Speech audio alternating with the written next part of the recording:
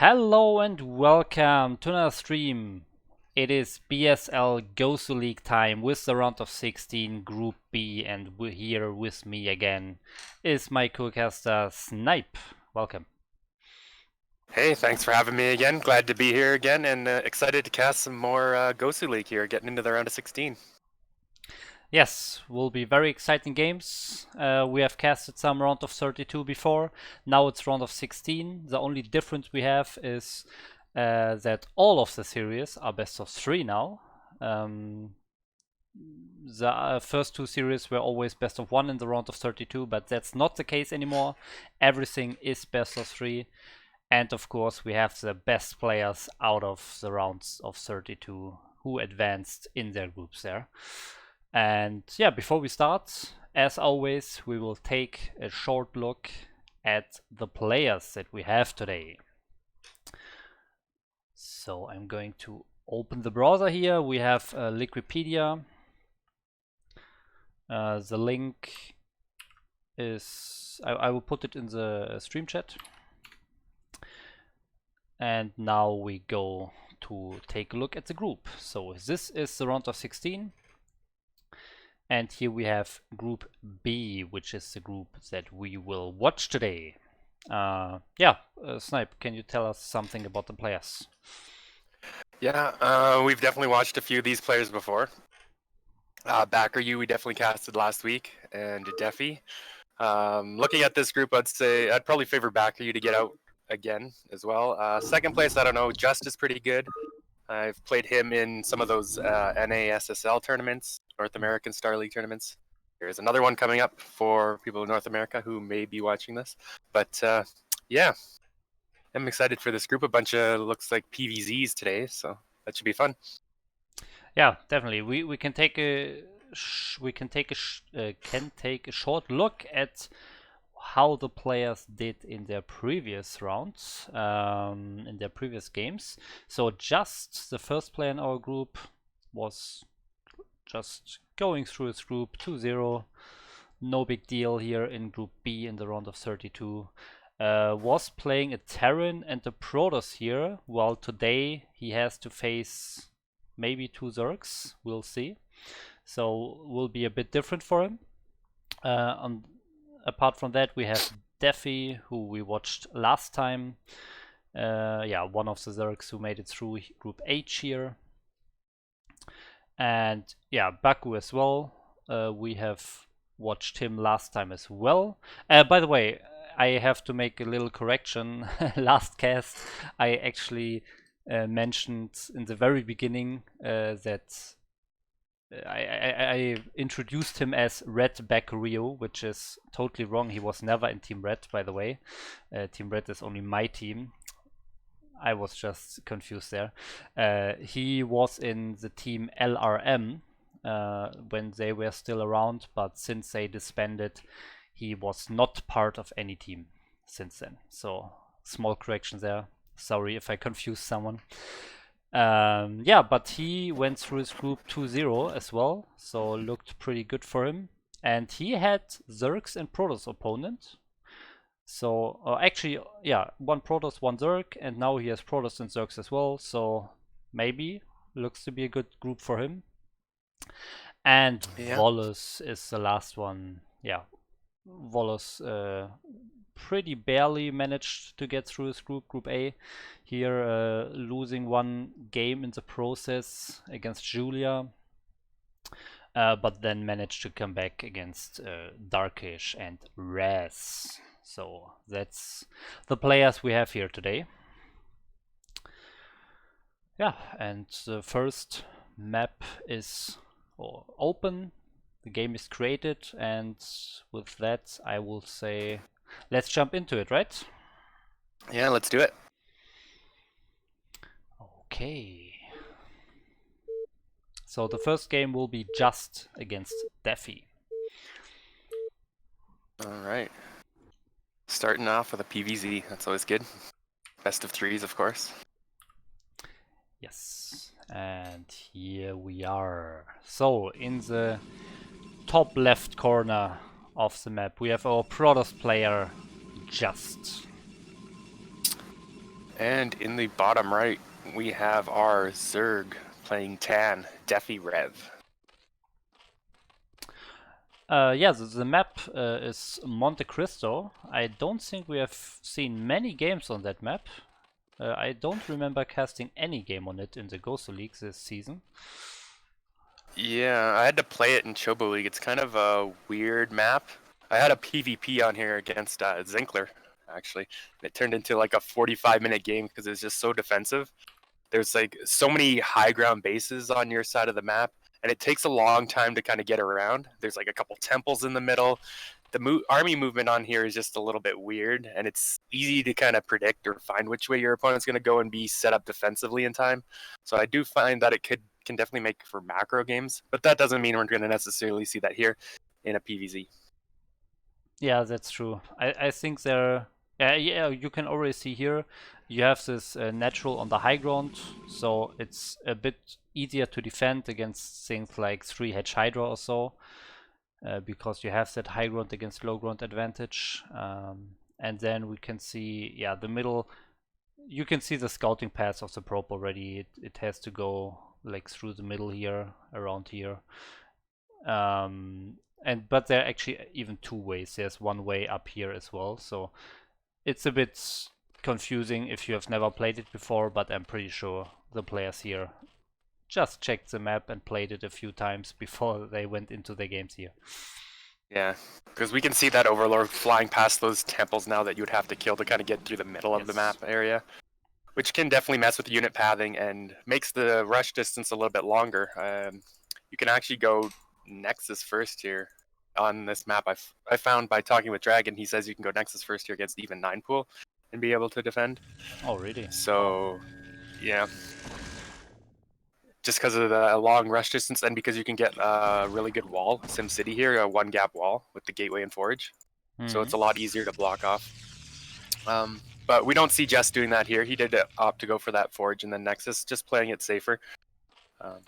Definitely a fine way to play, and it looks like we have a... oh no, I was going to say 12 hatchet from Zerg, but his pool's already done, so the first Zerglings are out. He has made 6 Zerglings, and he's going to chase down that probe and send the rest across the map. Yeah, I mean, the more people go for Nexus first on this map because it is safer on this map, the more or the higher the chance is that you face a Zerg who actually goes for a 4 pool or so. So that can always be very risky. So yeah, playing it safe. The links are on the way now. You can see the cannon is finishing just in time, like his name. So perfect here, and he's off to a pretty good start. The probe is still alive, scouting the base here. Definitely very important. He even has a probe blocking, so these lings can't get in. And as you can see, no damage done from these lings. So Just is feeling just fine, and probe continuing to scout, looking around the main base, trying to see what's up, wants to see if Zerg's going to get that lair started here soon, and we will find out momentarily as he's about to hit that 100 gas mark. And yes, there it is. So the lair has started. Yeah, so let's see what he chooses to do here. We should see the cybernetic score any second. There it is. And then we'll see if he goes for that Stargate, or if he wants to play it a bit more aggressively and go for that faster speed zealot attack. We'll see. Yep. First gas will probably be going for that Stargate, having scouted a lair, but you never know. He might still go for something a little bit more aggressive. Can be a little more risky, knowing that the Zerg would be able to get meters out on the map, especially if we see a Spire thrown down after this lair, which I would expect to see in most cases. Yeah. All right. So I think when you scout 1 gas taken for Zerg, that can pretty much mean anything. If you see 2 gases taken, then you're pretty sure it's Mutilus, but we don't see that here, so the Zerg can still go Mutilus because he can just make like 5 or so, and if you have no defense at all, you still lose the game instantly, so you always have to make sure to have the necessary defense.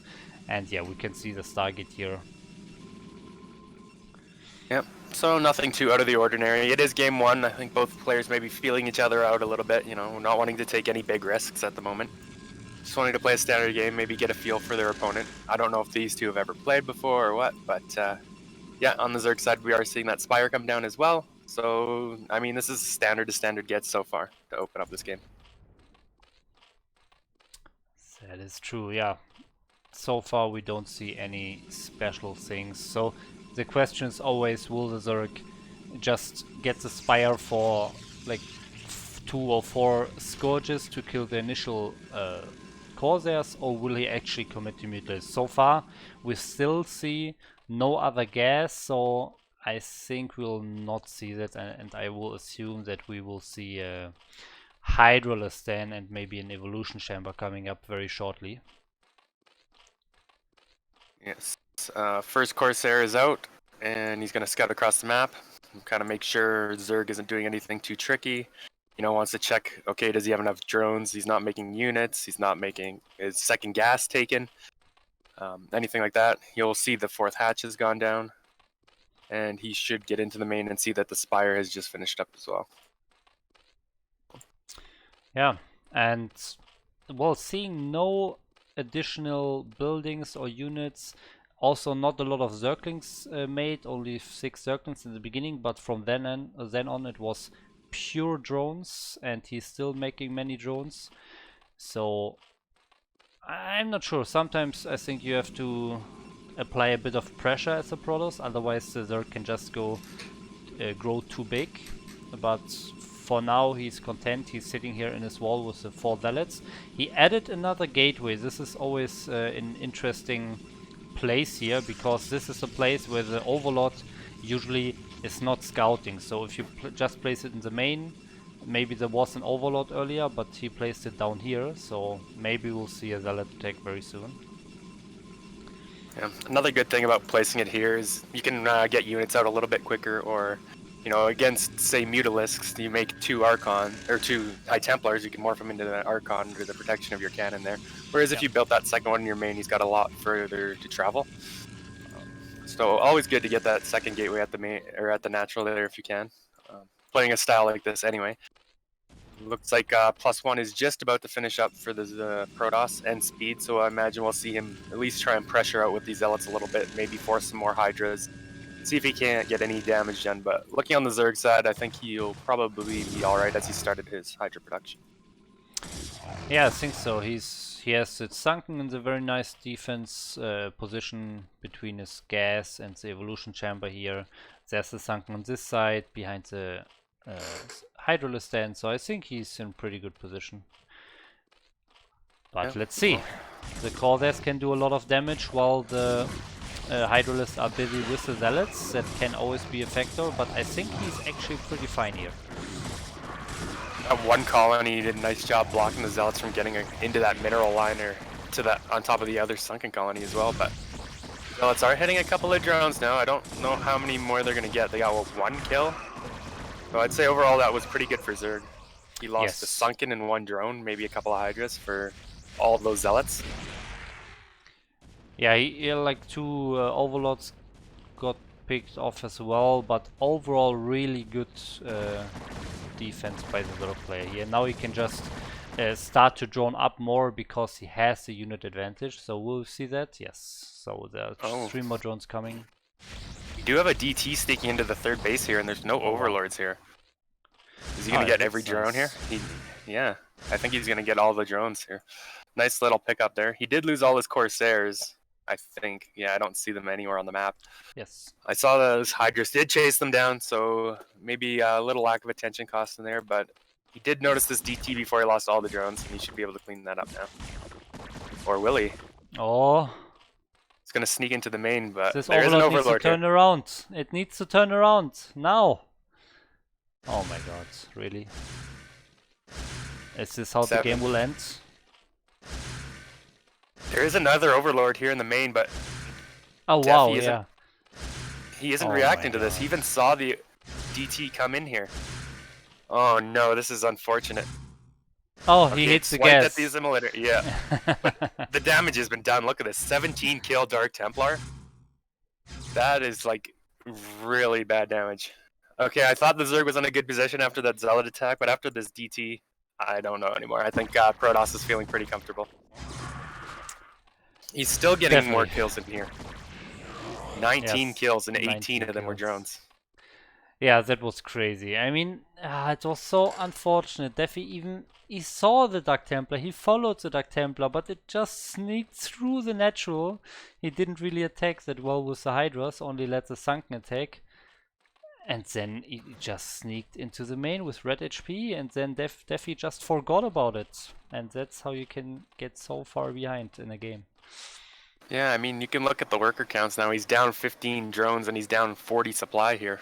Like, Just is sitting pretty good here. He's still continuing to produce Zealot Templar here. Looks like he's going to move out with a few.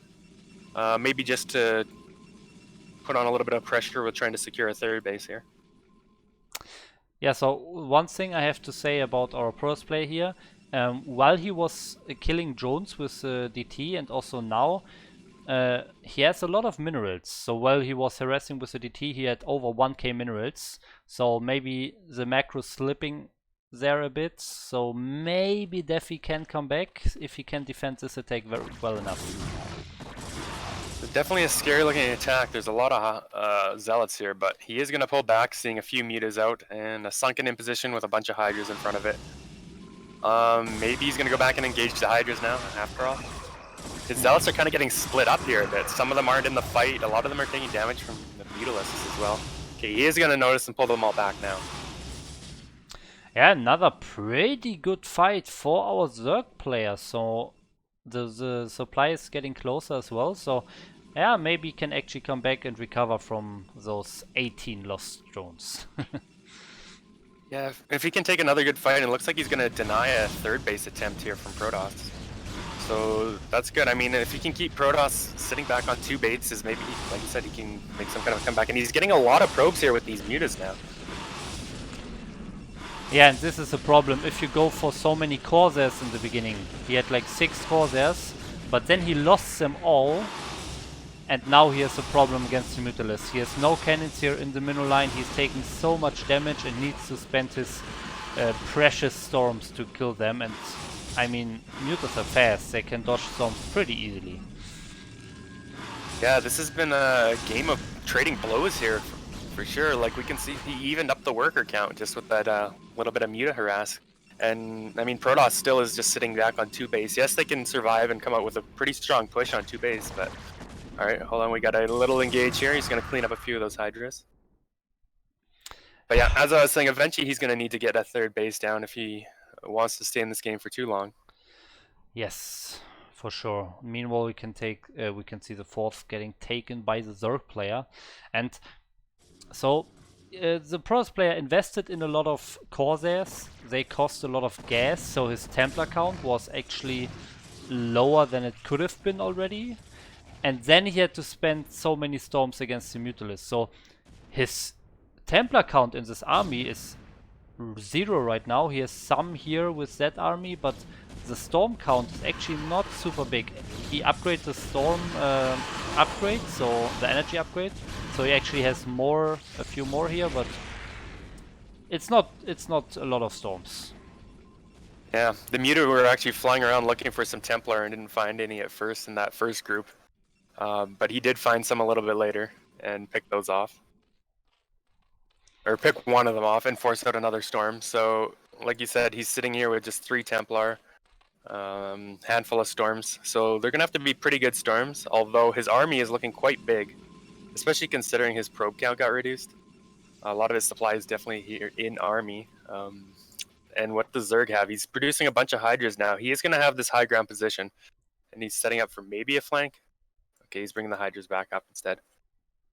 Yeah, he needs to fight on this high ground. If he lets the Protoss come up, it will be a difficult fight for the Zerg player.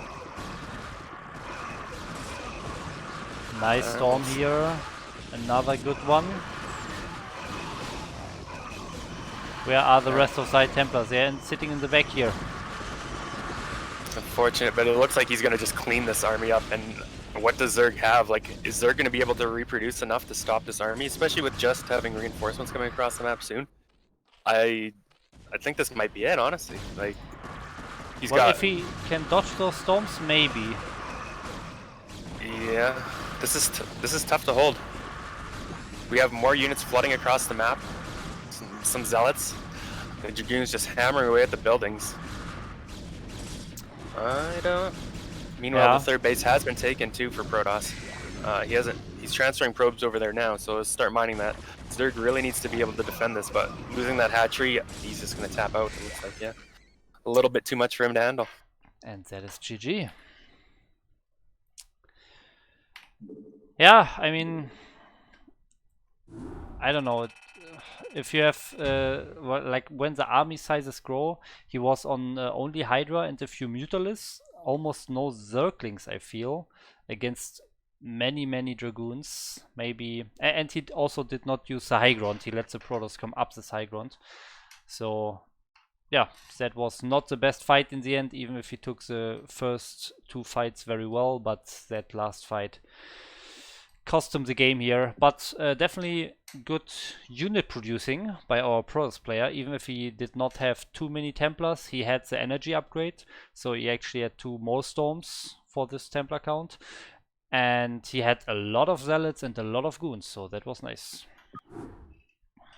Yeah, got some good damage with those DTs.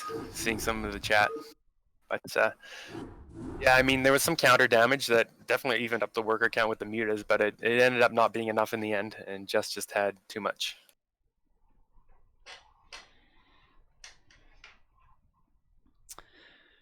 Yeah, and the next game is hosted. The map will be Match Point, and yeah, as we said, it's a best of 3 here, so Defi really has to win the next 2 games, otherwise he will be in the loser bracket. He will not be out of the tournament yet, but the loser bracket is very hard to come back from. But let's see. So in the bottom left corner of Match Point, we have our orange Zerg, Defi. And in the top right, our yellow Protoss, just too juicy. The Alright. color's actually called lime. Oh, was this Maybe lime? fits to Maybe it juicy is. as well, so. Yeah. Okay. Yeah, I can see it now. Some of these colors look pretty similar. Or just how about that? Yeah, I Yes. agree. The lime Protoss. All right. So what do we see? We've definitely seen some aggressive strategies on this map in previous rounds. Like we saw players just dying to lings a couple of times. But we've also seen a pretty nice macro game here. So Yeah, that is true. And he is going for the pylon and the scout after that. So we'll probably see a forge first again, or at least not the gateway first. Meanwhile, I think you got the overlay still. oh wow, sorry. There we go. And of course the score is also correct. And now we There we go. can watch the game. Sorry. Yeah, Zerg player getting his And replay progress bar. pool, I think. Yeah, and yeah, Protoss scouting everything here. There, we're good now. We got it. All right, so yeah, looks like we are gonna have that forge first, being thrown down there by that probe, and we'll continue to see where we go from there. Probe is out here to potentially deny a hatchery attempt here from Zerg, but it looks like Zerg's just gonna go ahead and ignore that and take his drone all the way to the top left and expand up there. Yes, using all of his 600 APM to build this hatchery here. Very nice. And as we all know, that's how much APM it takes. Yes. To make a hatchery. Sorry, go ahead. Yeah, first Zerglings are on the way to maybe try to attack the probe here, but apart from that, it's just only drones here for our Zerg player. Getting the gas now, so yeah, our pros player is pretty safe here, but went for that cannon anyways. He could have maybe even went for a gateway, seeing that no links popped yet on the Zerg base, on the Zerg side, but he went for the cannon, so his gateway is a bit late here maybe, but we'll see how he can play apart from that. Yeah, Cannon's just finishing now. Ling's halfway across the map. This is a little bit longer rush distance on this map as well. So definitely think you can stall it out, maybe even just by one probe, if nothing else. But I'd rather play too safe than not safe enough and just die. So, although I say that and then the opposite happens on ladder, but Okay, so the interesting part, again, as always, you want to see what the Zerg is doing when he mines the first 100 gas, and this decision is a lair here. The probe is very far away from, so Just will see this lair very late here in this game. I mean, you can just go into Stargate blindly anyways, so I guess it's not too dangerous here, but it's maybe dangerous to go so far away from the main base when there could be a Hydralisk then, but that's not the case here. Yeah, and it's a big enough opening. I think that probe would be able to get back in as long as he's controlling it well too. I would like to have confirmed that layer before maybe scouting for the third base, but he is going to confirm exactly where all 3 bases of Zerg are. And you'll see that that layer has started now, so he should be feeling pretty comfortable that nothing too aggressive or cheesy is coming his way just yet. Yeah, again, also no second gas here for our Zerg player. Maybe in the natural, no. So far, pretty much the same game compared to last game. We have the Stargate coming up as well. We'll probably get the +1 and another gateway soon. Yeah, I want to see what the follow-up is for Just. Like, because the Zerg took his third base so far away, it can be harder to get enough units up there to defend. Something like a +1 speed zealot timing attack. So, No. I mean, he's probably going to have to rely on some good SimCities, Sunkens at 2 locations, which may cut into his economy a little bit. We'll have to see. I mean, it all depends what Just wants to go for, but he has started that +1 now, and the Citadel's on the way. So I do think we're going to see some kind of zealot timing with Corsairs, similar to what we saw last game. Yes, we'll see if we also see the DT killing 18 drones again. That would be amazing and unfortunate for the Zerg player. But we are not that far into the game yet. Templar Archive will take some more time. That is. Yep. Just starting now. We do have a 4th hatchery being thrown down as well for our Zerg. Spire is just about complete as the first Corsair is getting out onto the map. Looks like he's going to head straight for this Overlord that was coming out of his base. Yeah, will he attack? Yes. Yeah, that's always the question you want to ask yourself. Do you want to go for that one Overlord that you should know where it is because it was in your main 1 minute ago? Or do you want to go to the Zerg bases as soon as possible to scout what he's doing? So that's always a decision you have to make, and he is thinking, yeah, he's safe enough against anything the Zerg can do in his base, so he went for that Overlord. Yeah, exactly. Feeling comfortable enough with his probe scout earlier, seeing the lair and everything. Like, he's thinking, I don't need to scout, I can just kill this Overlord. But one thing I'm noticing here on the Zerg side is he's getting a carapace upgrade at the Spire. Oh, wow. That's interesting. So, yeah, is he planning to maybe play a little bit more defensive and rely on some mutas later to defend, or the Corsairs, or is he wanting to get Scourge? Mostly Scourge for air defense. That's kind of, I'm curious. I'm not a Zerg player. I don't know necessarily know the theory behind this, but it is questionable. I wonder what his plan is with that. We'll have to see. Yeah. Also pretty interesting that Just was just sitting in his base with the Corsairs and did not scout, so he really had no scout information. There could be like 20 Hydra and he only has 1 cannon, so that's dangerous, but he's fine for now. He only made 2 Corsairs this time, not 6 or so like it was in last game, but he made 2 DTs this time, so maybe we see 36 drone kills, but it doesn't look like that. Yeah, we do have a Spore here. He is trying to kill those Overlords, but it's not going to help the DTs get any more damage with the Spore there. Yeah. And he is going to have to back out with the Scourge chasing him away. And DT's not being able to get in and do any more damage. So maybe learning, picking up from last time and being more prepared for those DTs. We do have a couple of Mutalisks on the map, literally just 2 at the moment. We'll see if he wants to produce a few more. I think 5 is usually a number Zergs like to go up to against this. But we do have a little bit of an attack coming out here, and there's no units here to defend at the moment. Yeah. Yeah, that's unfortunate. There were some kills. The only 2 Mutalisks will take a long time to defeat those units, and now, yeah, he could maybe kill the Evolution Chamber as well if he attacks with everything, but no, he wants to go for more drones, splits off his Dark Templars here, gets some additional drones, so this is very nice.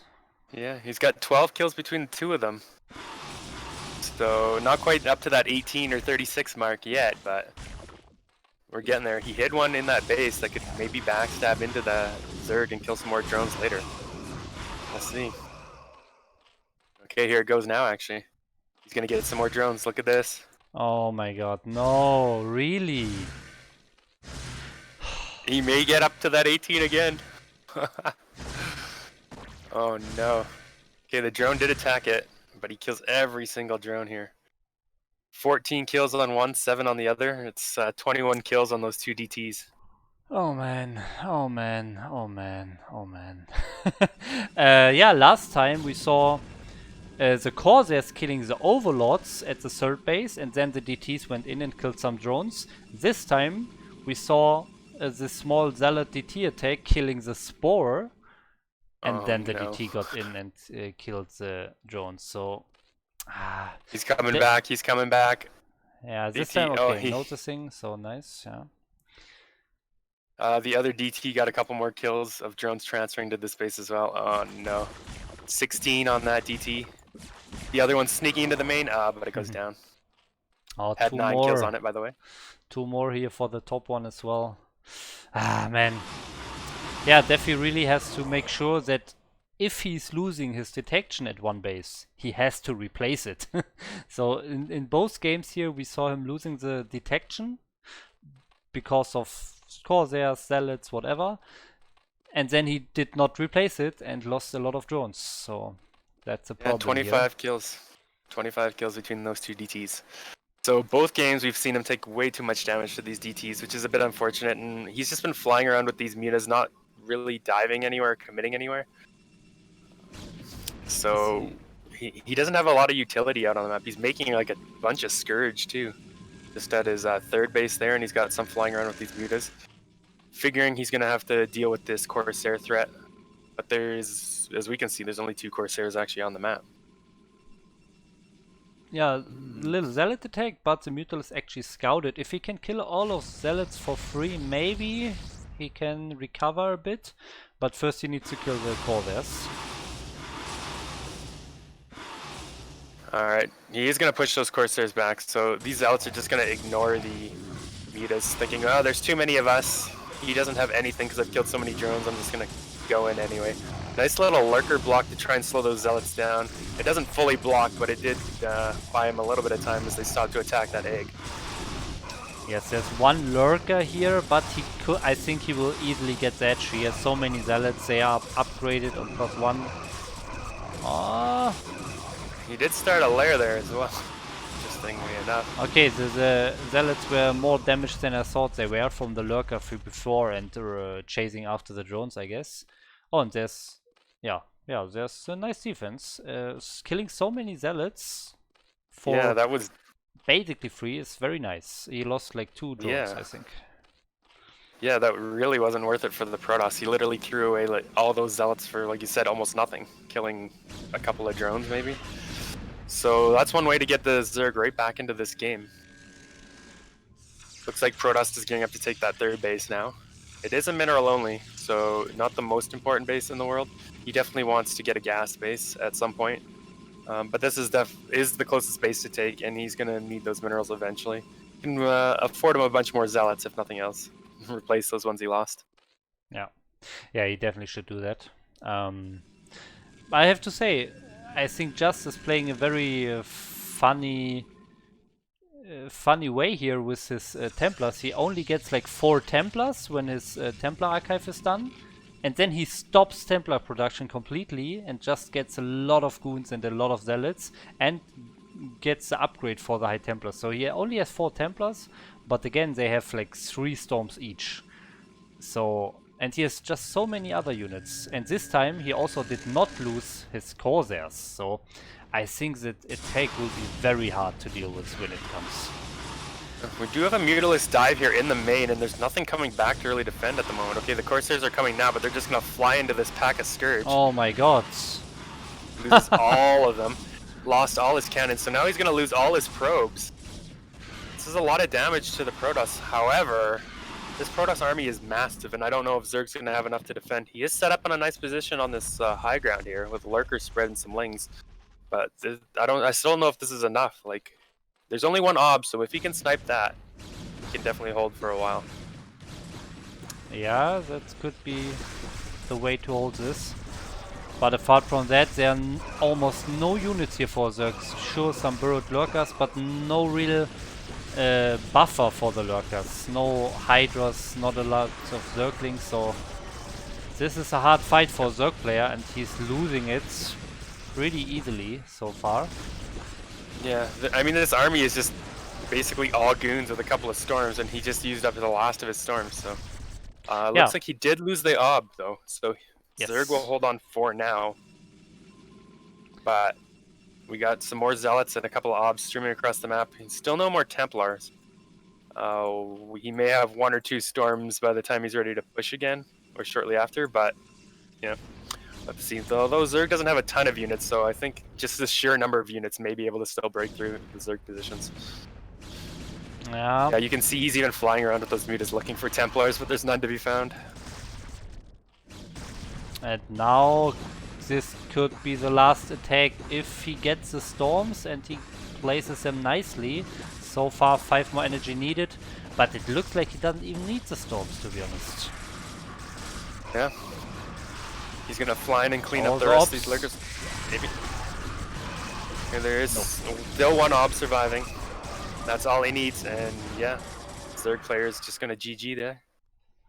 2-0 for our Protoss player Jest.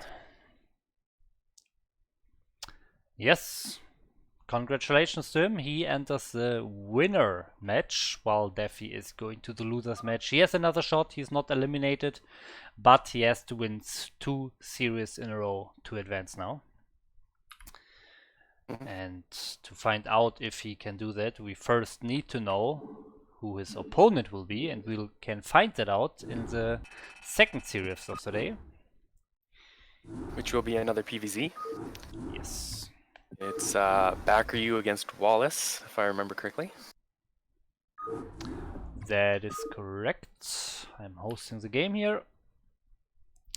Well, of course, adjusting the overlay. Personally, I don't know Wallace, how he plays or anything, but BackReY, I would say, is definitely a strong player. I would think he would be favored here, but maybe Wallace will surprise us. I don't know. We'll see how he plays, what his style is. Yes, the game is hosted. We are going into the game right away. Let's go.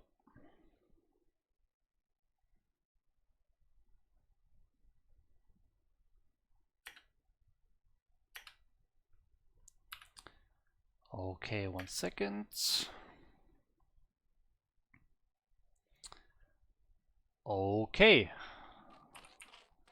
So here we are. In the top left of the map, Monte Cristo again. It is our yellow Zerg, BackReY.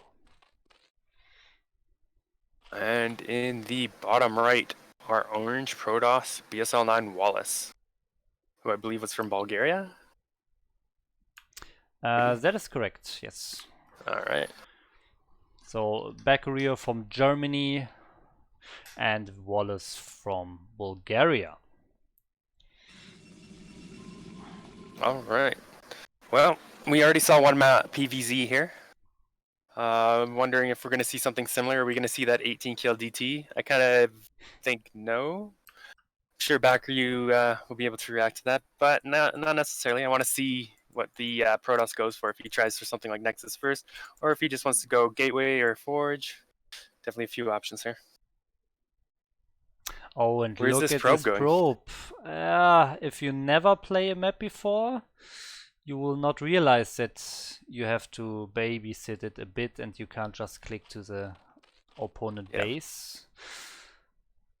Yeah, unfortunately, you got to do the same kind of thing with your army too, or your army can easily get split across the two sides of the middle here as well. Yeah. But he notices that now, and he's going to send that probe in, and he is going to see nothing too out of the ordinary here. Looks like he's going to open with that forge first, but he's actually placing it behind the egg here. Yeah, What I do you think really about that wonder about position? that. It's so far to the left. I mean, the egg basically acts as a wall. You can see the little cliff here next to the egg as well. So this is actually tight. You don't need to block this area off. You can actually place the forge way more to the right, so you don't have such a big gap here in the middle if you place your gateway here. So we'll see if that comes back to bite him, because if Baku goes for like a speedling attack or maybe a Hydra attack, that can hurt.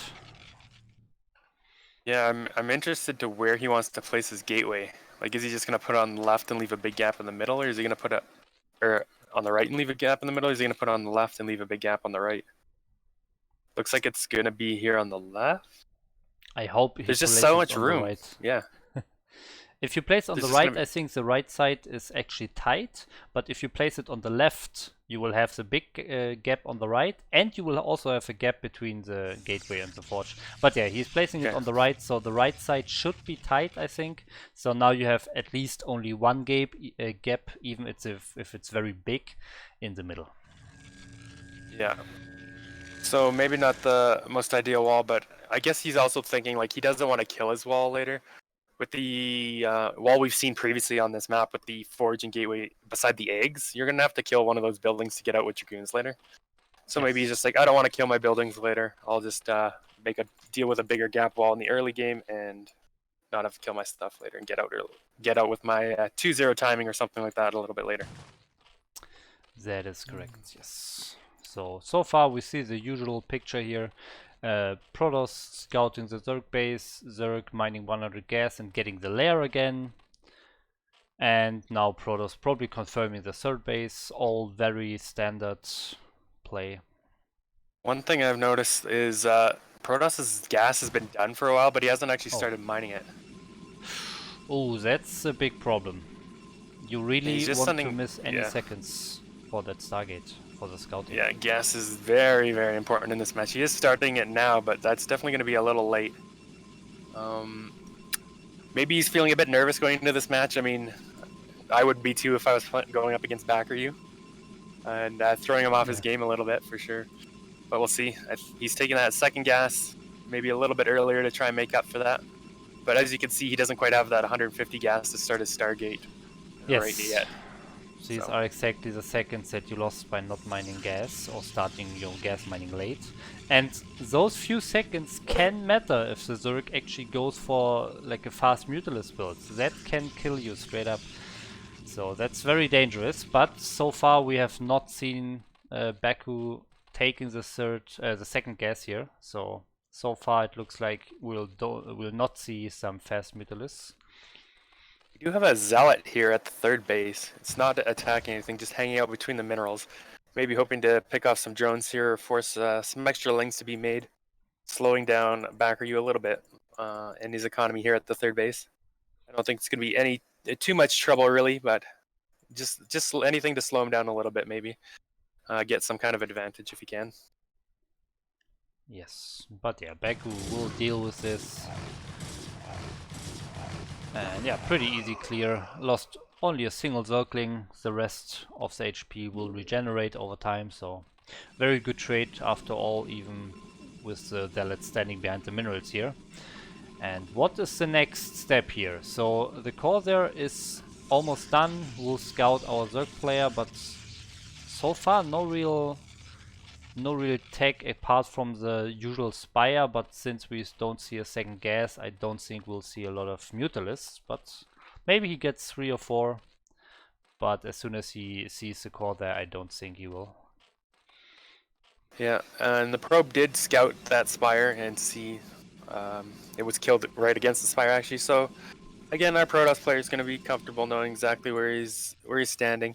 And it looks like he's not going to make any more Corsairs. Not seeing that second gas haven't been taken yet. He's going to just stay on one Corsair and get his Templar tech going, which is just finishing up now, adding a couple more gateways. So he's going to go up to, looks like 4 gateways, adding a second cannon. So yeah, everything's looking very normal for him. He's got that full scout off right now. He almost loses that Corsair to 2 Scourge. They're going to try and chase it down. Maybe he'll still get it yet, but he should be able to get out of there. Yeah, and meanwhile we see the Hydralisk then the speed researching, and also some more hatcheries here. So he's getting ready for those Hydralisks, I think. We have 5 hatcheries now. The evolution chamber is upgrading the range attack, so Hydralisks will come any second. And yeah, here they are, the first 4 Hydras, or actually not the first 4, but yeah, the first Hydras are producing. He's scouting the Protoss main base, and we'll just see what's when Wallace decides to move out. Oh, we see actually move out with the first DT. So let's see how Baku can defend against DTs. Yeah, well, that was going on. That Corsair did get caught by those 2 Scourge and taken out, and we did have 2 Scourge come in here from Baku to see that the Corsair was not making any more Corsairs, or the Stargate Sword wasn't making any more Corsairs. So a potential Muta switch could come a little bit later to maybe even just pick off Templars. DT has arrived here at the Zerg base. How much damage will it get done? Oh my god, I can't believe DTs are getting so many kills in these games. 5, 6, 7. Well, it looks like he is gonna kill it. A little less than 18 kill DT, but still, 7 kills isn't bad. You're happy with that as a Protoss player? Yes, for sure. So you can see the worker count is really far in the favor of the Protoss, so this is pretty good. So maybe Baku went a bit too heavy on units, so but maybe that's his plan and he wants to actually punish the Protoss right now before the storm is done, but I think the storm is already done, so yeah, I'm not sure. And it's also harder to on this map to like try and push up that ramp too. Like your units are gonna get bunched up a little bit more, so storm might cover a few more, and we're already gonna see the first storm. So Bakry's probably gonna have to back out of here because I don't think he's gonna be able to bust his position. Yes. So when you see many Hydralisks early on as a Protoss, you always want to make sure you're not moving out too early. For example, if you only have like 2 Templars, you think, yeah, okay, 12 Zealots or so and 2 Storms can handle it. But when the numbers are still low, the Zerg can very easily dodge the Storms and out-micro the Protoss, and then it can backfire very quickly. So you really have to wait a bit, I think, before you move out. So he has 4 Storms now, 4 Templars, or even more Storms now. So I think that can be fine, but as you said, the Mutalisk switch can come, and if we look at the production tab here, it is coming. There's no anti-air here for the Protoss. Yeah, so something we were definitely talking about earlier, potential for this to happen, and like you said, it is coming. So will Wallace be able to handle this? His army won't really be able to handle this. He's going to have to throw away all his storms on these mutas and probably lose a lot of them anyway. He is going to turn back, so maybe if he doesn't commit here and waits for his Dragoon mass, it'll be fine for him. Let's see, the mutas are out now. We'll see. They're flying out here on the map. Yeah, that was a very interesting move out. So he did not get any additional scout information, but still decided to turn around. So maybe it was his plan all along to pretend he was gonna attack without anti-air and force the Mutalisk and then go back, but not really. Not really. Oh no. A bit unfortunate for him. There was a shuttle Mutalisk just picked off that had Zealots and Templars in it. And now he's losing a lot of probes to this Muta group as well. This is some of the dangers that you can face if you're going for a lower Corsair count. Just don't have the defense to deal with that Muta switch. Yeah, if you decide to only get 1 Corsair, just to scout and you are not getting additional cores, you save a lot of gas, so you can get your Templars quicker, you can also get goons. But then you actually need to have your goons in time. And if you don't, then you take so much damage here, as you can see. Yeah, like we saw the worker count was lower for BackReY earlier, but look how much damage he's done here. He's got Wallace down to 28 probes versus 41 drones, and he's going to pick off maybe a couple of Templar here. Never mind. He's going to back out. But the damage has been done to the Protoss. I mean, you can see BackReY sitting here taking his 4th base now, or he's just finishing up. So he's going to be on a 4 base economy against a Protoss who just had a lot of probes killed, sitting back on 2 bases. And we see Wallace moving out with a big Zealot army. No anti-air in this army apart from one single goon. I think his other goons are coming. But I really feel this is his last attack. He's losing Templars. If this attack is not working, the game is over, I feel. That's funny, he just picked off all the observers there in that army as well. Anything to kind of slow this Protoss army down, but we can even look in the supplies here and see that the Zerg player is even ahead in supplies. So it's not looking good for our Protoss. He needs to make something happen, or Zerg is just going to grow out of control very, very soon. And now he has 3 cannons here in the main, so the middle line is rather secured. But those two pylons are actually pretty exposed since they power 8 gateways. So if Baku just commits to that, and there are no goons ready in place, and he has to use his other goons from an army to run back the whole way, he could kill those 2 pylons, but he's not going for it, so it doesn't matter. We got our Protoss army here moving along the bottom of the map, a few lurkers on top of it, but we also have a Hydra flank coming up the top that's going to deny this 3rd base attempt from Wallace. Just slowing him down, setting him back even further, so he really needs to make something happen with this army right now, I feel. Oh. This first storm was actually just missing those 2 lurkers. And where is the observer? It's on the right side here. It's not getting sniped so far, that's good, but he really needs to be careful. He only has that 1. There are still 3 more lurkers available. Now those Hydras that killed that 3rd base are coming in for flank. There's just so much Zerg in all angles. He's blocking the retreat of the Protoss here too. He's just gonna lose so much. This is honestly the GG to me. Like, look how much Zerg has left after this fight. Protoss is still sitting on 2 bases. Zerg has 4. What can Protoss do at this point? It looks like he's gonna stay in the game, maybe try and fight this out a little bit more, but he's so far behind. Like, he's almost half the supply of BackReY now. Yeah, exactly. So when this meter switch is happening and you are not prepared, it will straight up lose you the game in most cases. So either you take so much damage in your economy because the Mutalisks are just flying in your main and you're not prepared, or they kill all your High Templars in your army, and that puts you back so far behind that you basically almost cannot come back. So that's what we see here. Now every hope is lost here. He has 2 Templars, that's the last 2 storms he can do, but there's so many more units.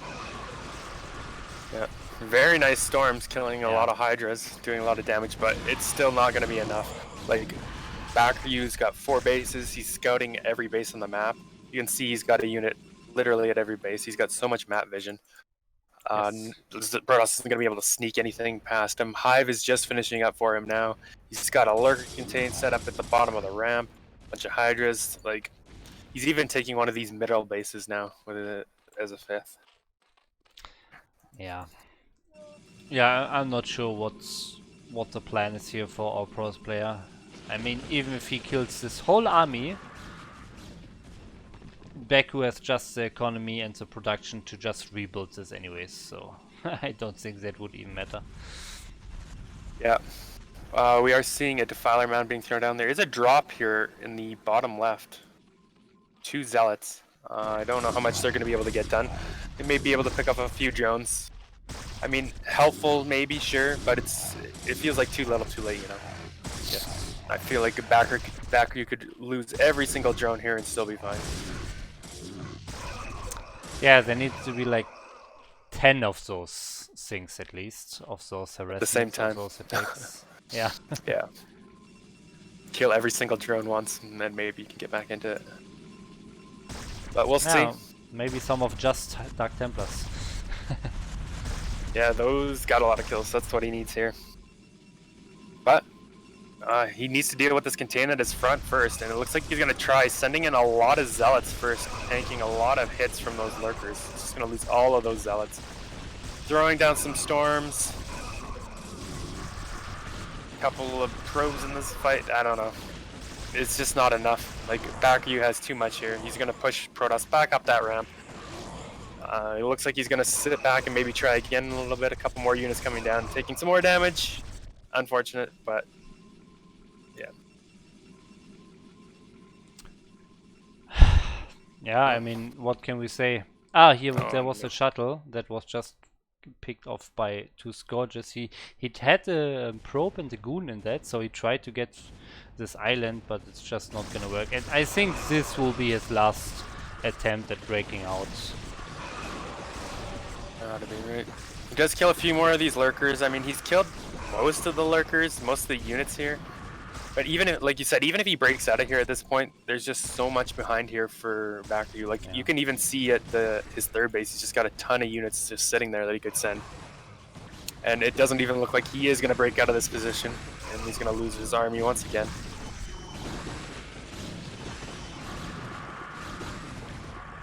And now I think Baku doesn't want to play anymore. He's just running into the Protoss now, or will he? Oh, The is Zerg he not swarm doing coming it? across the map. No. Come on, run in, run in! I think he's just like, there's no way I can lose this game, or the only way I can lose is if I throw away my army 100 times into the Protoss, so I'll just sit here. Like, he knows that he doesn't have to attack and the game will end eventually, right? He knows Protoss is going to run out of money and not be able to do anything at some point, so he's just like, that's just his style too. He's like, I'm just going to play it safe, wait till Protoss is out of money and win that way. Yes.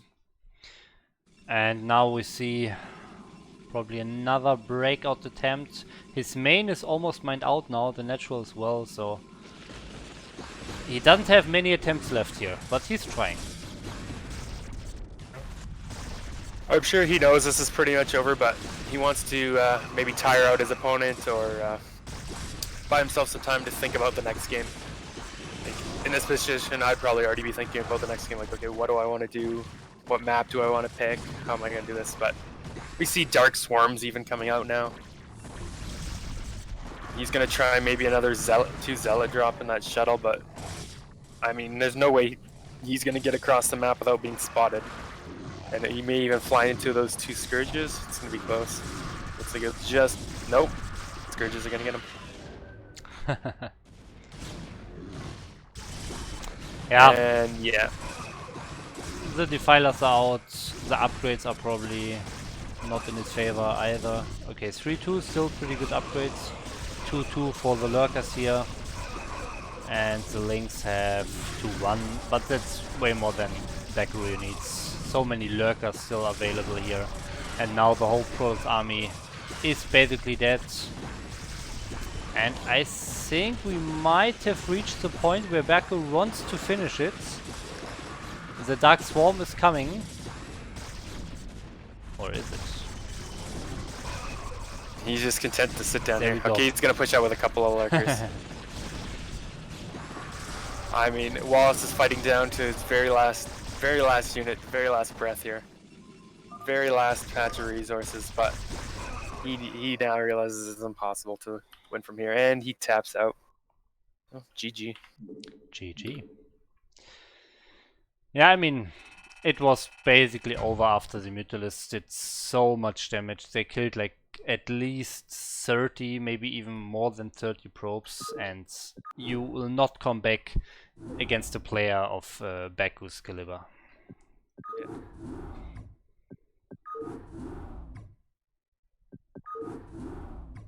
Maybe if your name was Bisu or something, but Maybe. even then it'd be hard pressed. Yes. Okay, so that brings us to the 1-0 score for Baku. And we are going into the second game, which is on Neo Sylphid. And Baku has one game away from advancing to the winners match against another Protoss. But let's see how this game goes. We are ready and we will go into it right now. And here we are in the top position of Neosulfate. We have our Protoss with a pretty rough last game. It is Wallace. Alright, and in the bottom left corner, we have our Brown Zerg looking pretty strong last game. None other than BakerU.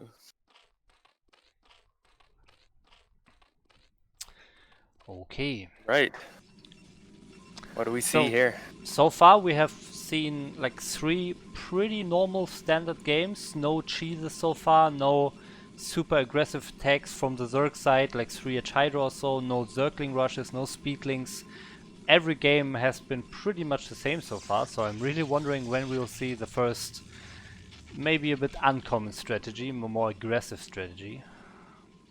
Yeah, I know BakerU's pretty solid at standard play, defensive, macro kind of play, and we saw that displayed last game. Like, he had chances, maybe he could have just busted up and killing him, but not wanting to take the risk, just holding that contain, knowing he's going to win. So I don't think we'll see anything necessarily too aggressive out of him, but we are seeing out of our Protoss player, we're seeing a gateway first here. So he's going to be looking on to put a little bit of pressure here early on with some Zealots.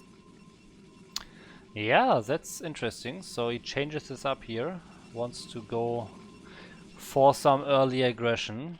Meanwhile, we have the normal overpool here for BakerU, and now he's probably scouting with a drone.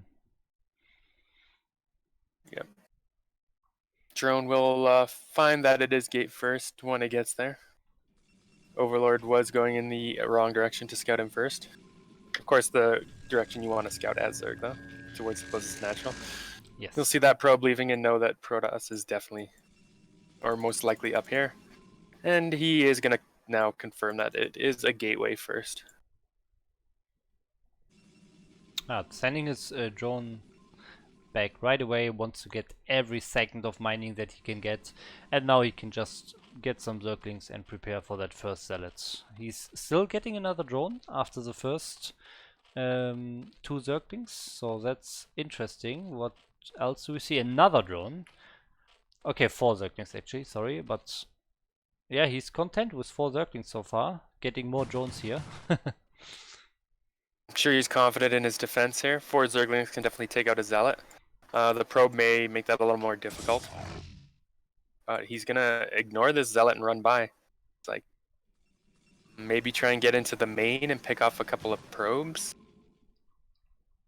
Yeah, so my experience, if you see an overpull, it's usually the best to just go back and not even try, because the Zerg will always have enough Zerglings for your first and second Zealot, so it's better to just go back, make sure you don't take any damage on your side and get that Nexus up. Yeah, you definitely don't want to be losing those first couple of Zealots early. That just opens you up to Zerg killing you. Getting those Lings into your base and too much damage. It still can be dangerous. Like, you don't want to be pushing out too far with these Zealots, because there could be a potential for some Ling backstab, which we kind of see. He's got Lings in 2 positions here. Yeah. He's going to scout that probe and try and chase it down maybe before it gets to his base. Doesn't look like he will be able to catch it before he gets to his base though. Yeah, it doesn't look like he will go too aggressive with the Zerglings. He has no gas mining. I mean, he just started, so he has no speed researching or anything like that. So I think those are just some Zerglings to be safe against the Protoss attack, if it will happen. Ooh. Nice little micro. He picks off a Zealot there for free. Doesn't lose any of those Lings. 2 of them are really low, but didn't lose them, so that's good for BakerU. And Lair has been started. So it's looking up pretty normal follow-up, pretty standard coming out of him. And actually, interesting wall forge placement. I just noticed this. Yes. Yeah, I mean, in this position, at least I usually put the pylon behind the wall, not part of the wall, and then I just put the forge and gateway like right next to each other. This is like the perfect wall, or you can place them just right next to each other, and then they will completely closes. Of course you have the little gap on the right, and you will have the gap between the forge and the gateway, but that's usually fine. Now he has 2 gaps as well, on the right and in the middle there on the left. Yeah, and he's kind of got cannons blocking going around his nexus, I suppose. But yeah, I do same or similar wall to you as well, just with the forge and gateway beside each other. But we saw this last game too. He had kind of a different take on his wall, almost to what we normally see. We do have a little attack here from 4 zealots, but Baku seems to have plenty of lengths to deal with this. And I would say, you know, not really a good trade for Protoss again. So these little edges are helping Baku gain a little advantage in this game.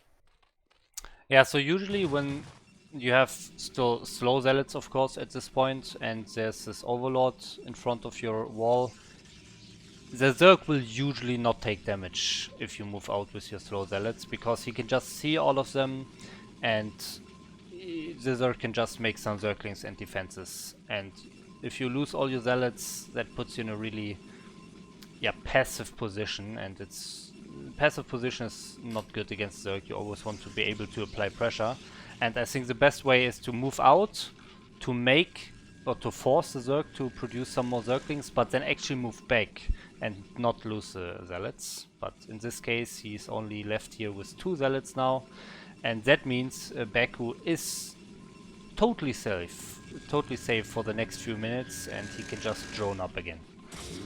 There is a zealot in the 3rd base. Yeah, now that I say that. Yeah, but is he going to get anything? He does get 1 drone, forcing the pull. So that's, I mean, it's some damage done, but is it enough? We can see his money is actually getting up there while this is going on, not spending it quite how he should. And he is going to lose that zealot as well for 1 ling and 1 drone. But yeah, like what you were saying, because he lost all those zealots, his timing attack, not only is it going to be delayed here, but it's just not going to be as powerful because he's going to have less units that didn't trade effectively early on. Yeah. Well, Baku still has all these links. So. Gas count pretty high for the Protoss player. I think he kind of forgot about his Citadel. Could have built that a lot earlier, and maybe could have even have the Templar archive done right now, but that's not the case. 700 gas, so that delays his attack even further. So I think Baku is in a really nice position. You can see the worker count, it's almost even, and that's never a good thing for the Protoss player. Yeah, looks like our Protoss is actually going to go up to 5 gateways here. Leg speed just starting. +1 is about half done here. So where does he go from here? He's throwing down the Templar archives as well. So it looks like he's just going to mass up a bunch of zealots on these 5 gateways and try for some kind of attack. Maybe throw in a Dark Templar when that Templar archives is done, or just get out his Templars, considering he's got a decent amount of gas banked up at the moment. Corsair going around doing a bit of scouting. We'll see everything. Sees the Spire, sees Hydras morphing. Yeah. Hopefully he doesn't lose that to those Scourges. Yeah, I mean, this is again the same build that Baku did last game. I think he is getting up to 6 hatcheries here now. He has started his Hydra productions. He's getting the upgrades, the range upgrade and the attack upgrade for the ranged units, so he will be fine. The attack is so delayed by Wallace, so now he's finally coming out. The speed is almost done here, but those are only 8 zealots, and there are plenty of Hydras and Zerglings to defend everything here. Yeah, this is like, I mean, this is a +1 timing attack, sure, but it's got, like you said, less zealots, and it's a minute and a half later than you would normally see it. Yeah. So, yeah, I don't know. If he even moves out, like, +1 is done, speed is done, but he's not going to move out. So I think he's just going to sit defensively, it looks like. And, you know, he's got Templars out, not quite ready for Storm. So this could be dangerous. I think it'll be just in time to defend these Hydras, though. Yeah, but to be honest, I don't even think that Baku will even commit. So what we've seen so far from BakuRyo is just playing super safe, getting all the necessary defense, and just macro up and just fight whenever the Protoss comes to him, and he's not really running into the Protoss usually. He's doing that very shortly here because the Zealots were actually sitting in front of the wall, so that's like some free kills here. But he's not really going to commit against the cannons, I think. Yeah, he did manage to pick off that one Templar, but Storm is done now. We see Wallace sitting comfortably here with 3 Storms, a couple more Templars popping out.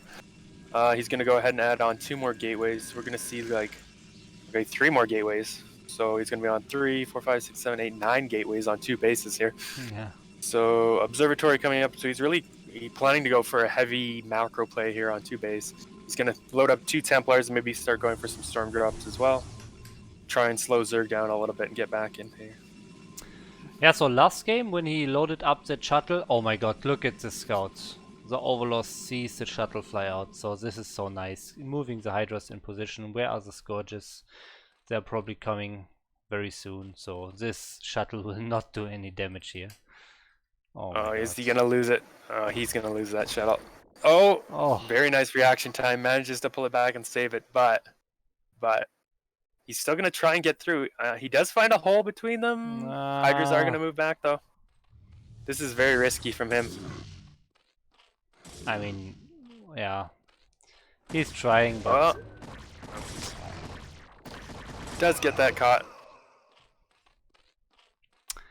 Yeah, what I initially wanted to say is, around the time that he flew out with the shuttle in the last game, there was a Mutilus switch. We don't see that this game, despite no or almost no anti-air from the Protoss. Yeah, but you say that, but there's mutas at the Zerg Natural. Oh, really? Okay. I just looked at the production tab and it was not there, but I guess they literally just finished, yeah. Yeah, he just made them in the 15 seconds that I did not look at it. Yeah, so it's exactly the same game here for Bakru, it feels like. Yeah. He is low, seeming a little low on drones compared to the Protoss. So, I mean, if Protoss can defend this without taking too much damage, maybe, but he's going to take a lot of damage again. He just doesn't have enough Dragoons to do this, right? 4 Dragoons is not enough to hold back, you know, almost a control group of mutas here. Yeah, and I think this is already it, man. The Hydras will just clean up this Protoss army without any storms. There's no way the Protoss army can ever win against that many Hydras without a single storm. This is not a fight you can win. Well, you're seeing the dangers of moving out too early before you have that Dragoon mass. Yes. When you're going for like a style like this, the low amount of Corsairs, you're just not gonna have enough to defend a Mutilus switch, and yeah. So he's gonna push him back into his natural, and what can Protoss do from here? He still has no Templars out. It's just a bad position. Bakru sitting here on 4 bases. This is just what we saw last game, and Protoss actually has quite a lot of money banked up here as well. Yeah, I mean, Bakru's just playing the same thing and it's working so nicely, so why would he change anything? He's just playing his bread and butter ZVP here. He's doing all the right things, he's getting that muta switch in every time and it's doing so much damage, killing like 3 Templars with 2 storms each. That's 6 storms killed, and the Hydras just clean up. And it's such an easy game for him from there.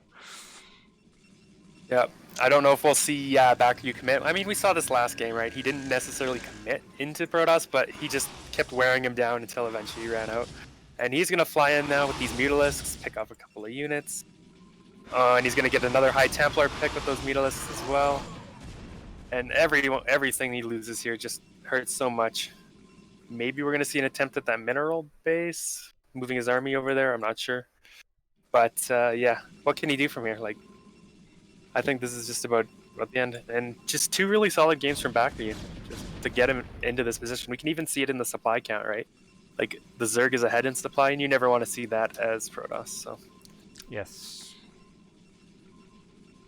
Yeah, and, I really wonder, like, our Protoss player is on 2 bases here, and he has 9 gateways, which is a lot for 2 bases, but he still is on, like, almost 1.5k minerals. I really don't understand that. Yeah, I don't either. You got the mutas flying in, picking off every single High Templar here. 1 left, but it doesn't even have a storm left. Oh man, that Templar did more damage to the own zealots than it did to the Metallist. So, oh man, I can really feel like Wallace so frustrated here. It looks like he has no chance at all against Baku. And Yeah. that's really a bad feeling for him, I think. Yeah, I feel his pain. And like his army is just like 90% zealots here. Look at this. At least he's killing the lurkers in the beginning, so that's nice. Yeah, but look how many Hydras are just flooding in from two sides. Mutalisks flying over top, killing those zealots as well. And with this, he's gonna have to tab out, but he's just got no army to speak of, and there's just so many Hydralisks left. Okay, so the question is, will Wallace not GG again for the next 10 minutes, or... okay, never mind. Question answered, so here we are, with Baku advancing to the winner bracket and Wallace having to fight for his tournament life in the loser bracket against Defi. Yes. So, I mean, I expected him to win, honestly. I know Baku's quite strong, but I didn't know anything about Wallace, so very well played. I'm excited we'll have a couple more PVZs coming up, that means. We'll see who moves on and who gets eliminated. Yes. So we have looked at the players before, and we saw Just and Baku both winning their groups 2-0 in the round of 32, while Wallace was barely winning 2-1, and I think Defi also only advanced in the second place. So yeah, both players who went through their group 2-0 win their first series here, and both players who lost a game in the round of 32 also lost their first series here. So far it all makes sense.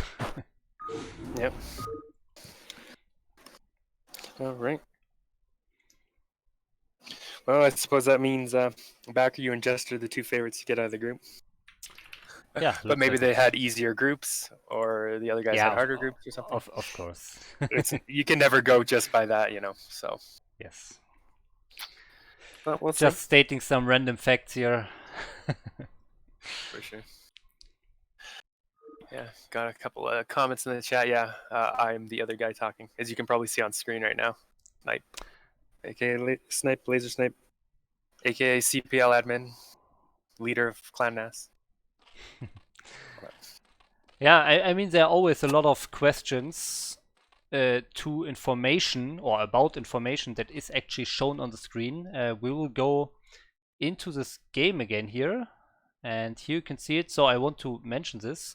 Around the minimap here, you can actually see what we are casting here, and you can also see who the players are.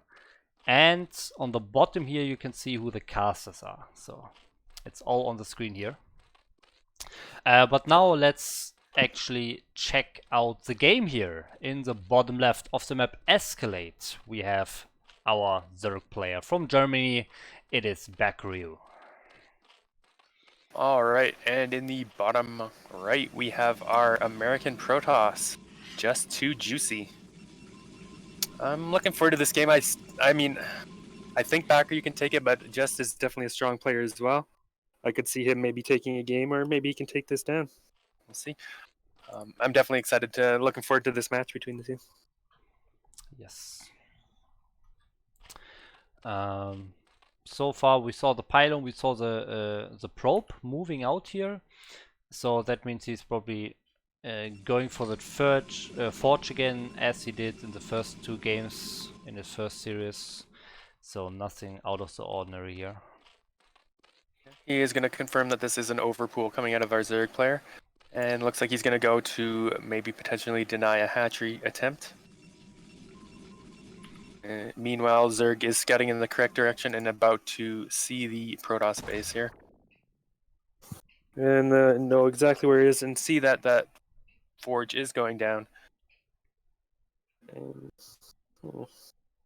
on the right-hand side, though, which is interesting. Normally you see the forge placed on the left. Yeah, I just wanted to mention it. Yes, I think so as well. If you place your gateway on the right side of a wall, so here on the left side in his joke, so yeah, it's on the right side of this cliff here, it's usually not tight. Maybe there's some weird map features here that make it tight, but I don't think so. Yeah, so if Bakary realizes or notices that, maybe he can sneak some lings in a little bit later. And I mean, we've seen some of that in previous casts where the lings just got in because the wall wasn't necessarily where it needed to be. And Yes. if that happens again, I mean, that'd be unfortunate for Just, but at the same time, like you gotta know your walls, right? Yeah, definitely. We have also seen some games where there is actually a gap, but not even the Zerg noticed it and will just not commit his Zerglings to it because he just thinks it's tight. So we'll see. Oh my god. Yeah. But the 2 Zerglings are already coming in and the cannon is not done. And he's just going for it. Okay, never mind. Okay. He's going for the main. Deciding that maybe he can't quite kill it. Yeah, I thought maybe he could have killed that, but he's just gonna opt to go into the main and do a little bit of harassment, which is still very annoying for Protoss. Nice drill though. He's gonna kill one of those lings right away, so that's good for him. Very yes. Good. But that one Zergling alone can also interrupt your build order by quite a lot, and of course also this gives the Zerg all the scouting information he needs. I mean, he has that overload here anyways, so I guess it will not matter too much, but yeah, just the lost mining time is so huge. Yep. But we're not seeing anything too aggressive, no mass speedling follow-up or something for our Zerg player. He's just going to go ahead and play standard again, getting that layer about halfway done now. And we can see the cybernetic score is also about halfway done here for our Protoss player. Yeah. Yeah, so again we'll see a normal game here. So I really wonder how those 2 players will go up against each other, because when they play the same standard game that has been working so well for them, we will see some like 4 High Templars from Just again sitting behind his cannon, so will not get picked off by Mutalisk too early, but then he only moves out when he has a big goon force, and that should go a bit better for him compared to Wallace. So yeah, maybe he can deal with the Mutalisk switch a bit better. Also just got some additional Corsairs in his last game, so maybe he's equipped a bit better to deal with that playstyle of Bakary. Yeah. One thing I'm noticing this game though, even I think it's probably because his Ling is in his main still, but he still hasn't started that Stargate or +1 or anything. Okay, +1 has started now, but there is no Stargate coming out of Just. He had that gas for quite a while. Like he's even still, he has enough gas to start it. He's getting +1 on his Cybercore, but no Stargate. Okay, the Stargate's coming down now, just now. So his build is definitely a little thrown off or a little different than what we've saw in previous games. And I want to say that's probably because the Ling is here. Yeah, I think so as well. Yeah, it's very weird, but I think it will overall be the same kind of strategy. I mean, he got this +1 in the first game as well, even if it's after the first core there, but still. Now he will have it a bit earlier, but I think he will get some additional causes again, at least like 5 or so, and go for some harassment. Yeah. But that Ling finally goes down. I mean, Backer, you had full scouting information of everything that was going on here. So he should be very well aware. Spire is done now, and of course, I mean, the first Corsair hasn't even started, so Mutalisk could be a real threat. He can't make too many because he hasn't taken that second gas net yet, only just starting it now. Looks like he's going up to 1, 2, 3, 4, 5 hatcheries again, and that Hydralisk den. So probably not going to be heavy committing into mutas, at least not at the moment. Yeah, and the probe is scouting everything here, so Baku doesn't even try to deny any scouting with like speedlings or so. He just lets the Protoss scout everything, but plays his normal game anyways. So yeah, it's pretty funny. He looks to be very confident, but we'll see. Just played a good first series, so maybe he can make the games a bit closer for Baku. Yep. He is going to get a few drone kills here with this 3 Zealot move out. Baku wasn't quite ready for that. There's 4 drones go down at least. 5 drones. 6 drones. Ah, that's very good. So yeah, I would say that's worth it for those zealots. I mean, trading 300 minerals worth of zealots for 300 minerals worth of drones. I really wonder where that overlord went in front of Just's main. Did he move it away? Did it got killed? I really didn't see that. Usually a Zerg player has some unit overlord or Zergling in front of the main and we'll see that Zealot move out, but it looked like in this case, yeah, Baku was just not ready. He just didn't see it. Yeah, I think he might have moved it away. I saw an overlord flying across the map as you were saying that. That's just kind of sitting at his third base now. We do have a couple of zealots still out on the map, maybe scouting for a potential fourth base here from Zerg. Not wanting to let Zerg macro up too much. Or is he just going to go for the third with both of these? That took a different direction, it looks like maybe. Going to try and maybe get a few more drone kills, but there are a few Hydras here and a few more hatching. Oh, actually it's drones hatching. Yeah, only 2 Hydras, that's not enough, but the Zerglings are coming. But he will lose some drones again here. Okay, only one second one gets away. So that was fine for Baku, I would say. Yep. And the Zealots are even going to get out of here without dying. Or maybe they will die. Okay. I spoke too soon. They're going to die. But, yeah.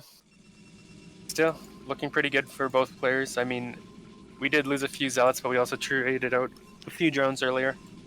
So I don't want to say anyone's necessarily too far ahead or behind of anyone else at this point. Looks like Just is going to go up to 6 gateways here and add in his robo facility as well. Yes. That's a forge. Here's the robotics. So second forge going up here. Wants to go for double upgrades maybe.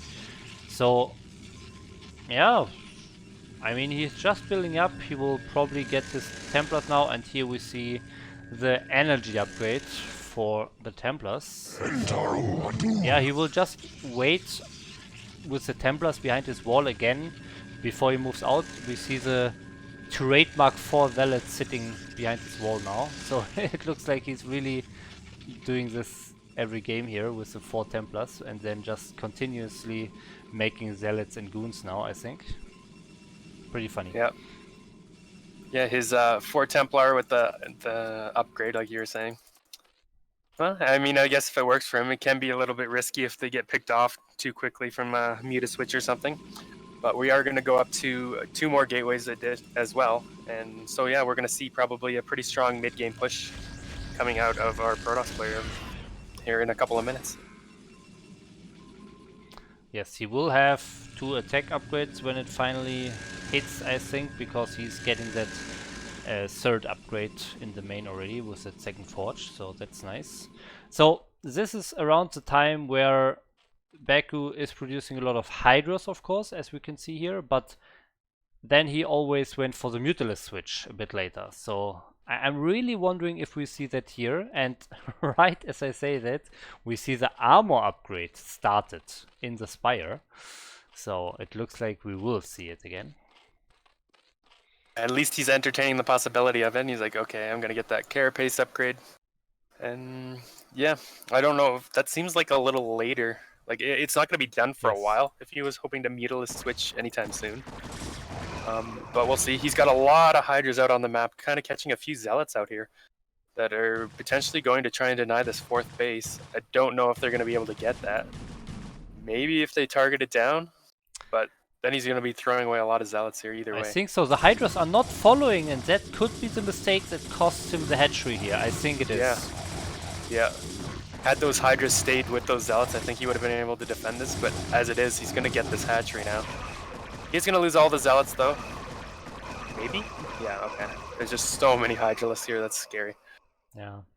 So a bit unfortunate, the Hydras really followed, but then they stopped here, and yeah, just stopped to follow. If he continued to follow, he would have defended his hatchery, I think. But in this case, he loses the hatchery, and meanwhile, on the other side, we could see the Nexus going up. There were 2 Zerglings actually scouting it, but he did not send any units to deny it. So now this expansion is up, and the units are here to defend it. So that was a good trade overall for Just.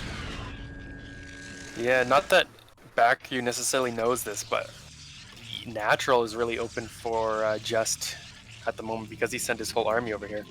Okay, he's now actually going to send it back to this high ground. I like this almost a little bit better because now he's kind of in position to defend wherever the Zerg may try and attack. Yes.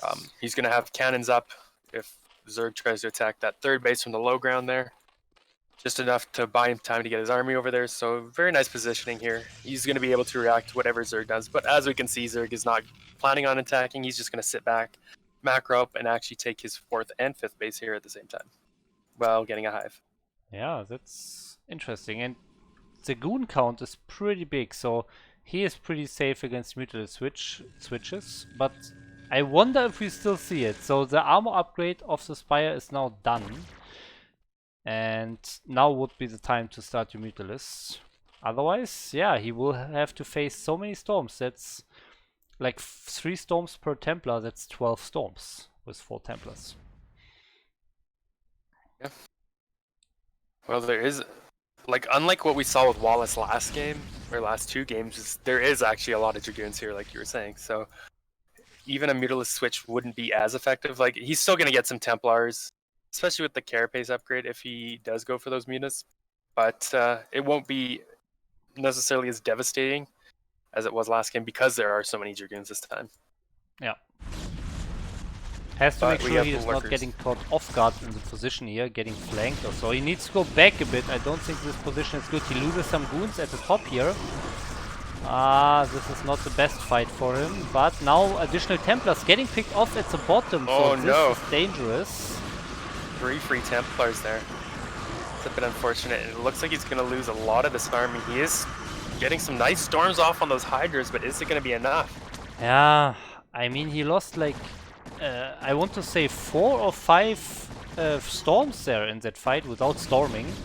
So he lost the Templars before they could storm. And now he's here with no storms left, and that's never good against mass Hydras. And Baku is getting a lot more Hydras, so... so we can already see Baku dealing with that attack a lot better than Defi did. Yeah, I mean, he held off. He's still got an army. He doesn't have any Templars with this army at the moment, but he does push Baku back critically enough. So yeah, the game will go on. He has that 3rd base up and mining, which we didn't really see from Wallace either. So he's definitely in a good position, but like you said, he does need those Templars, and he is getting a bit high in that mineral count. I don't know if he's just not mining gas all his bases fully. Okay, he does have 3 probes on all his gases, so he's just maybe producing a few too many Dragoons. Yeah, keeping him from producing too many Templar. In general, I think he also did not really produce a lot during that fight, so that's why his minerals rose up pretty high there, but now he basically fixed it, getting an additional gate. I mean, he's on, how many is it? 5, 10, 11, 12 gates now when this one finishes. Yeah, that's a good gateway number for 3 bases, I think. But, I mean, we see 5 bases for the Zerg players. I'm not sure if Protoss is in a good position if he just stays like this, 3 against 5 bases. The Hive is done by now, the Defiler mode is coming up now. So I think he needs to take a 4th base very soon or try to do some damage on the Zerg side. Yeah, we actually have a 6th base being taken as well from our Zerg here in the bottom. So the longer this goes on, the worse it's going to be. He definitely needs to, like you're saying, find somewhere to either do some damage or take some more bases himself. He does have a probe getting ready to take that 4th base. A couple of zealots there to protect him from that Ling, I suppose. But yeah, where's Protoss going to go with this army? He has a big army. He looks like he's going to try and push up this ramp. There's a few units here, definitely not enough to stop this Protoss army. So he could maybe get into the natural, kill that, or at least deny this base at the bottom. See where he goes from here. If he gets onto the high ground before Zerg, that's going to be very good for him. Oh, where are the storms? Where are the storms? And the Observer all sitting in the front. They can get picked off. That will be dangerous. Okay, saves most of them. Some nice storms here hitting the army. Okay, one more, Very and nice. Now he wins the fight. He still has a lot of supply left over. So that was the best fight he could have hoped for. But can he finish the game? That's the question here. I think he might be able to. This is looking really good for him. Like, he's still got a lot of Drunes left. There is a Defiler out now.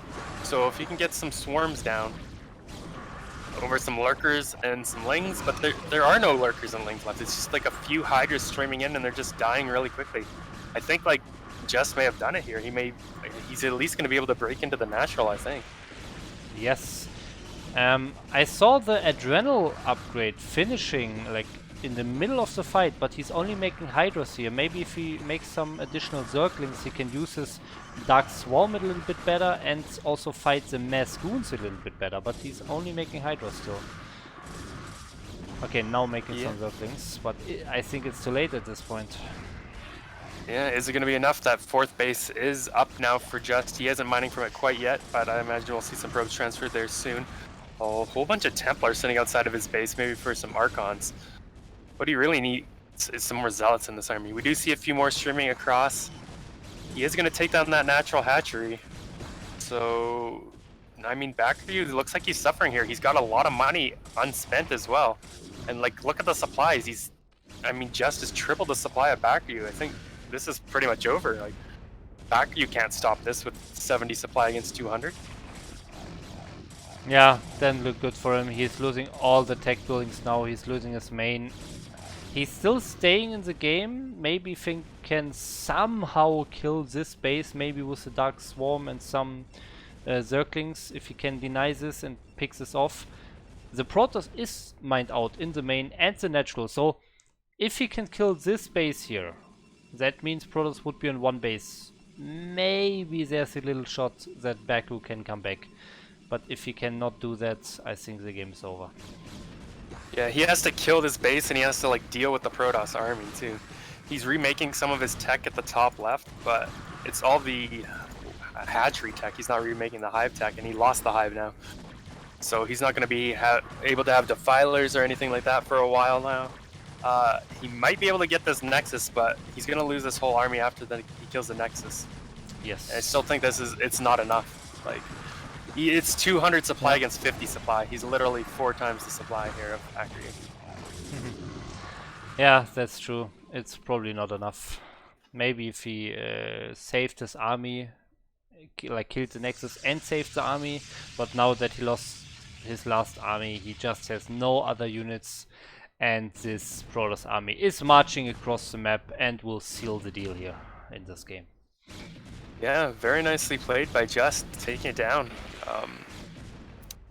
I'm almost a little bit surprised, but Just is a strong player too.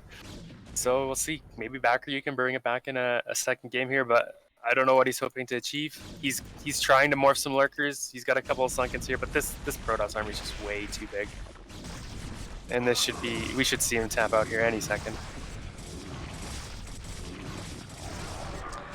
And there it is. GG. Just goes ahead with 1-0 here in this winners match. Meanwhile, I want to say thank you for Eonzorg for hosting with 102 viewers. Thank you.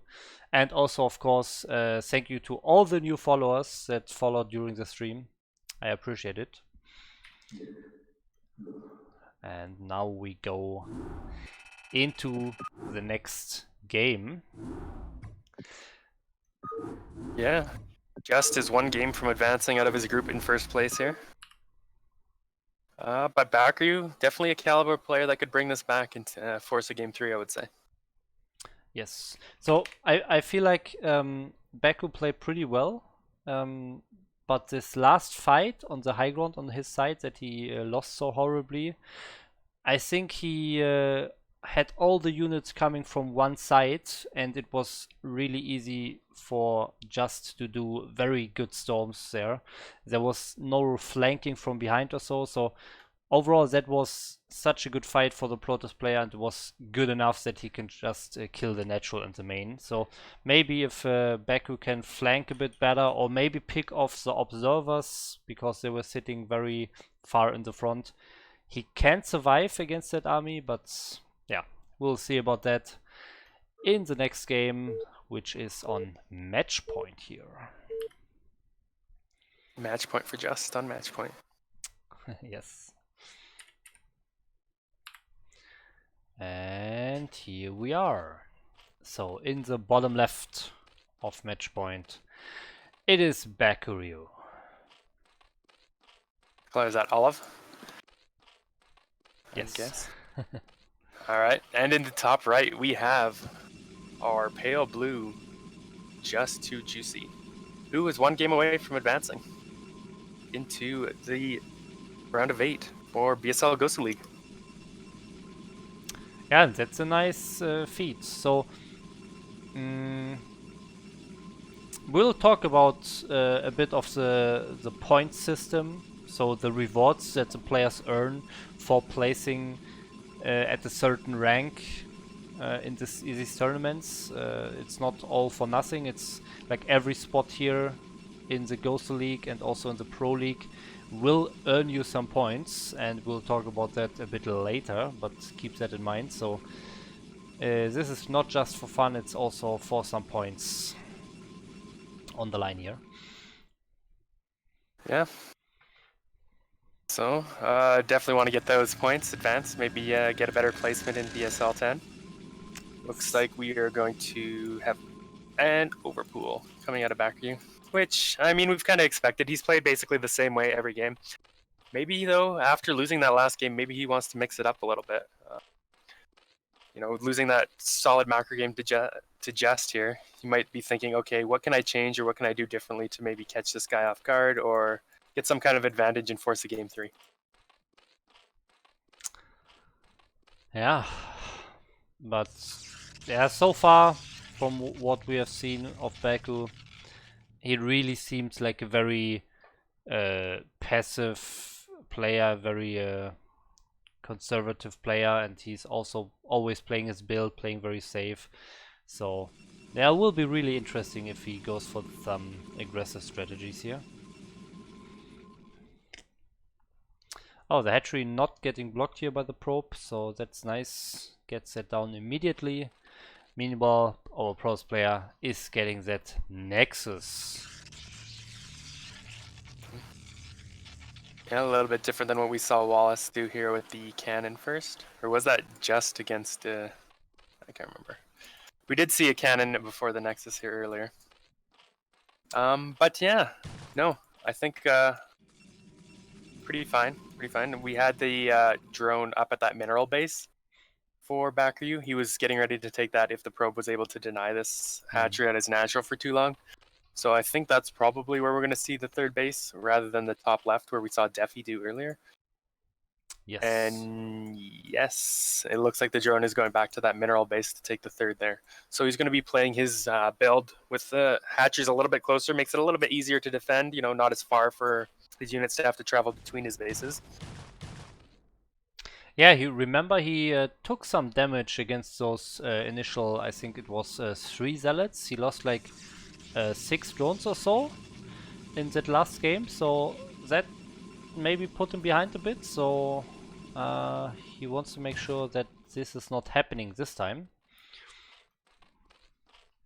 Yeah. And apart from that, just standard play again. 100 gas for the lair. Lair started immediately. Probe still scouting everything. On the other side, we should see the cybernetics core as soon as this gateway is finished. And there it is. So yeah, I mean, both players comfortable playing standard so far. Neither player wanting to mix it up, just not looking to take any risks being up a game. And Bakuryu just like thinking, okay, I can execute my plan. I know my plan. I'm gonna just play my game and do better than I did last game. I'm sure he knows his mistakes and is looking at fixing them this game. And we'll probably see another solid macro game, kind of at least 2.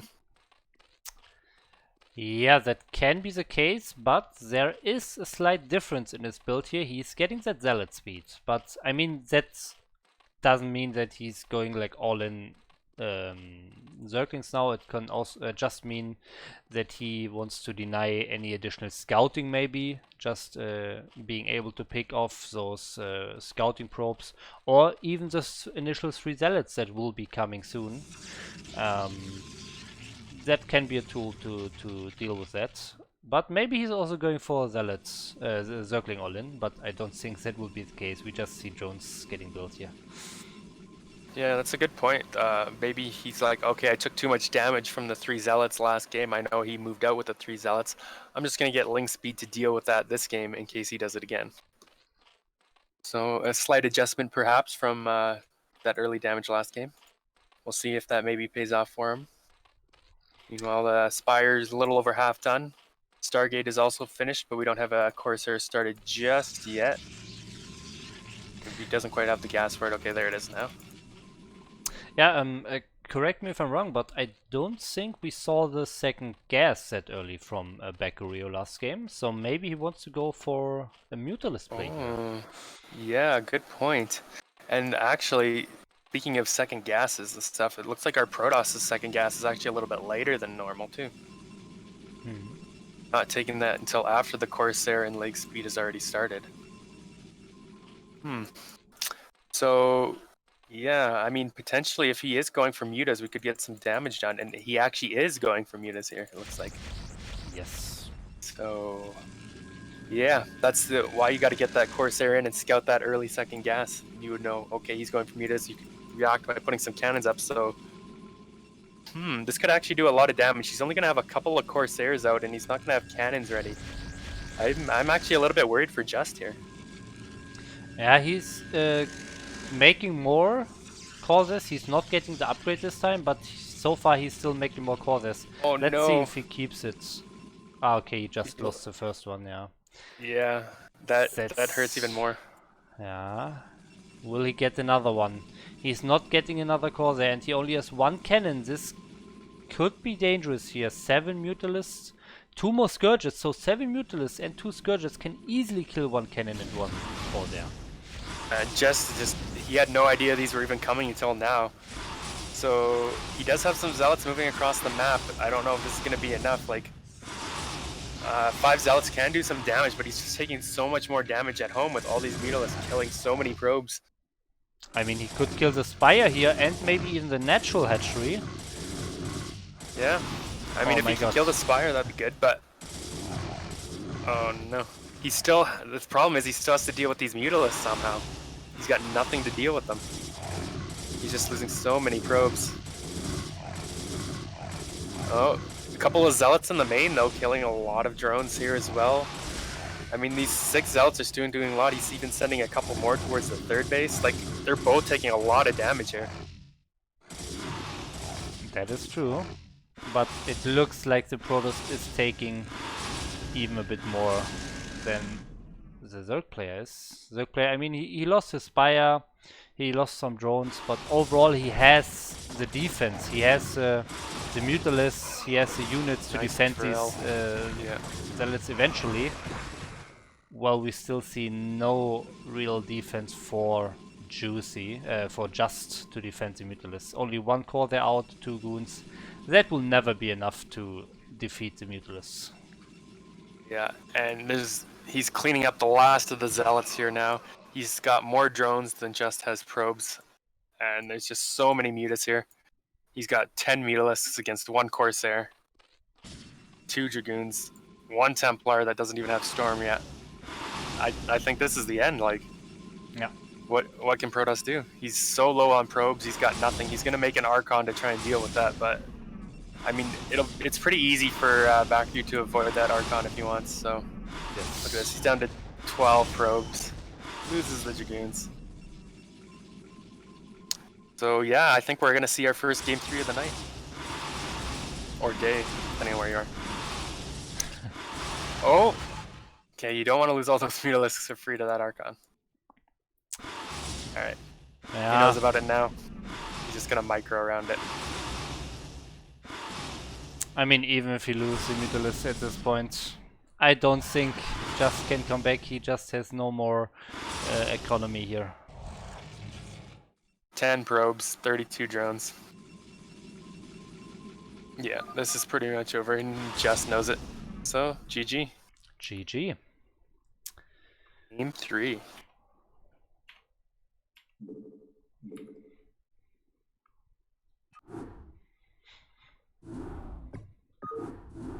yeah, so here we will really have the game that will decide who advances to the round of 8 in first place here out of this group. Yeah.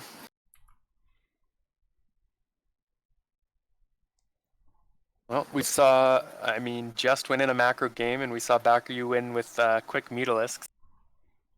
What do we see this game?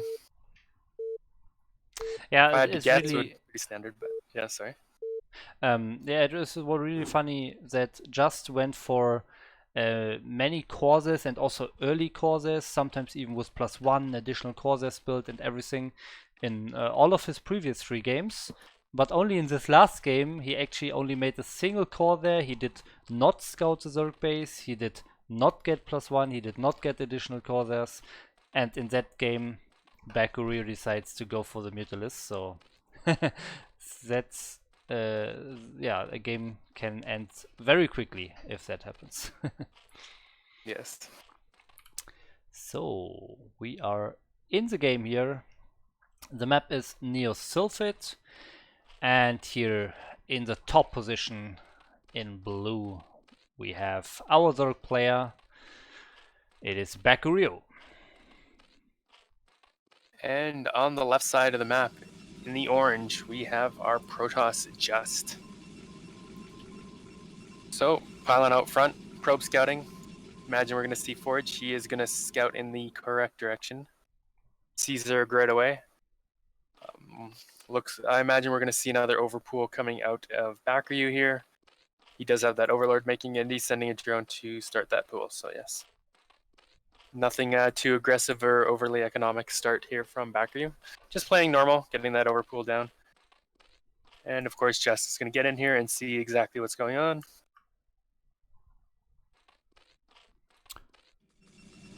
Yeah, I mean, it will be interesting. We have we saw 3 games of Baku where he played very standards, but one of those games was a loss against Just, and now that he decided to be a bit aggressive, he actually won against Just. So I think the chance is not too small that we can see another aggressive strategy here by Baku.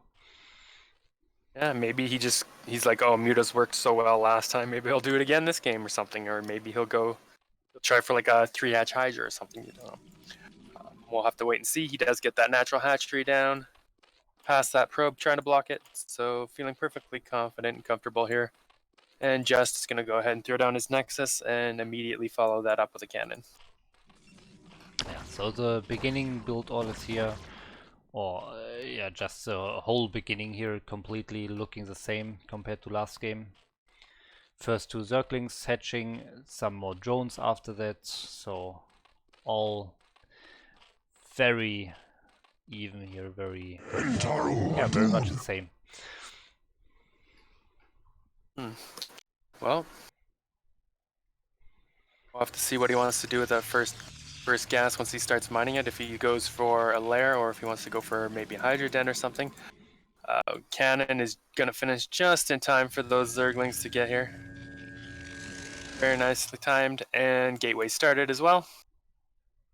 Pylon in the main, so yeah, looking normal on both sides.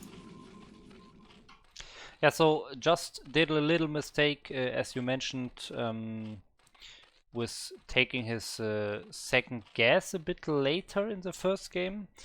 Maybe he did that because he did not plan to get additional Corsairs. I think you actually can play on 1 gas for a bit longer if you just get 1 Corsair. But yeah, the Cybernetic core is getting built right now, and the first gas is starting to mine any seconds. I was getting a little worried there because we saw Wallace not mine his gas for a while in one of the games. Yeah. It's like, and gas is just so important, especially early on in this matchup and later on. But like, you want to get that gas going as fast as possible so you can get your Stargate right on time, your +1 right on time, your Citadel right on time. And it looks like he is learning kind of from last game, and he's starting that second gas at more normal timing here now as well. Not getting it nearly as late as he did last game. Yeah. And that usually indicates that he will invest into some additional Corsairs or maybe even the +1 upgrade. He's getting the Stargate on time here as soon as he had 150 gas. So yeah, this time I think he has the tools that he needs to defend some early Mutalisks. But let's look at Baku. What is he doing? So he is getting the Spire, and when the Spire was around like 40% completed, that's when he started his second gas in the last game. So I'm really interested if he will do that again. Yeah, I wouldn't be surprised to see him doing it again because I mean, it worked so well last game, completely caught just off guard. But he may also be thinking, okay, I did this last game, so maybe my opponent is gonna adjust for this, and he's gonna, be able to defend it. So we'll see. Hasn't taken that second guess as of yet. The Spire is about 50% done, so No, maybe not. he Might still just be going more standard. yeah, sorry. He did get the circling speed, so maybe because he never got the circling speed before, but in the last game he got the circling speed and went for Mutalisk. Now he got the circling speed to maybe trick Just into thinking he will go for Mutalisk again. But I mean, it doesn't really matter, I think, because a Protoss can always go for additional Corsairs, and even if the Zerg does not go for Mutalisk, he can just still use them to pick off some additional Corsairs, Overlords of course. And they will always have their use usually. And he is getting some additional Corsairs this time. He's also getting the +1 upgrade now, so this time really making sure that he's not dying to Mutalisks. But as we can tell, Baku's not going for Mutalisks right away, at least not now. He's going to get a couple of Scourges, maybe see if he can't pick off or chase down that first Corsair. But he's thrown down his Hydralisk Den, and he started some Hydralisk upgrades and Overlord speed as well. So, yeah, maybe going back to his original game plan. He's like, okay, I got game 2 in the bag. I'm going to go back to what I'm good at, or my standard play, and see if I can't beat him in a macro game here. Yeah, so overall this build order choice should work out a bit better for Baku, I think. He goes for the mass Hydralist, while Just invests a lot of resources into getting that Corsair fleet, and even an upgraded one. So if he cannot do the damage, if he cannot pick off some Overlords, maybe sneak a DT in somewhere because he can kill those Overlords before, then it should be a pretty good game for Baku here. Yeah, well, we did see those great DT kills before. We do have a DT coming across the map. He is going to get denied for now. He's already sitting on six kills. He did kill all the Lings outside of Just base. Yes. But it doesn't look like he's going to get in and get any more drones like he did earlier in the cast. Where he had those hero DTs, 18 kills and like 25 kills between the two in the other game. So, but Baku's on top of it this time, right? Like he's not letting that DT get any damage done. He's just macroing up, and he's getting quite a few Hydralisks here. And we still only have one cannon and no Templars or Storms out. And like, I want to say Just hasn't done a great job at slowing Baku down necessarily. So this is actually looking like it could be pretty scary with no Templars or anything ready. Yeah, he invested so much gas into getting his Corsairs, but Corsairs don't help you against early Hydralist attacks, so this can really be dangerous. He needs to add some additional cannons immediately or he's dead. Yeah, he literally has no units protecting his natural here. He's sending those 4 Zealots across the map, maybe hoping to draw Baku's forces back to defend this. But I don't think Baku is going to draw back. He knows he's got enough at home to defend this, and what does Protoss have here? He's got nothing. He's got 2 Templars, but they don't even have the Storm, and he's throwing down some cannons now, but yeah, it's not enough. Wow, he just leaves. GG. Wow. Wow. Yeah, first of all, congratulations to Baku for advancing to the round of 8 here. Yeah, going 2-1 in the winner bracket against Just here. Very good job. Winning his 2 games with 2 rather aggressive strategies. So maybe that's an indicator of what we'll see in the round of 8 if he's getting a Protoss opponent. Let's see.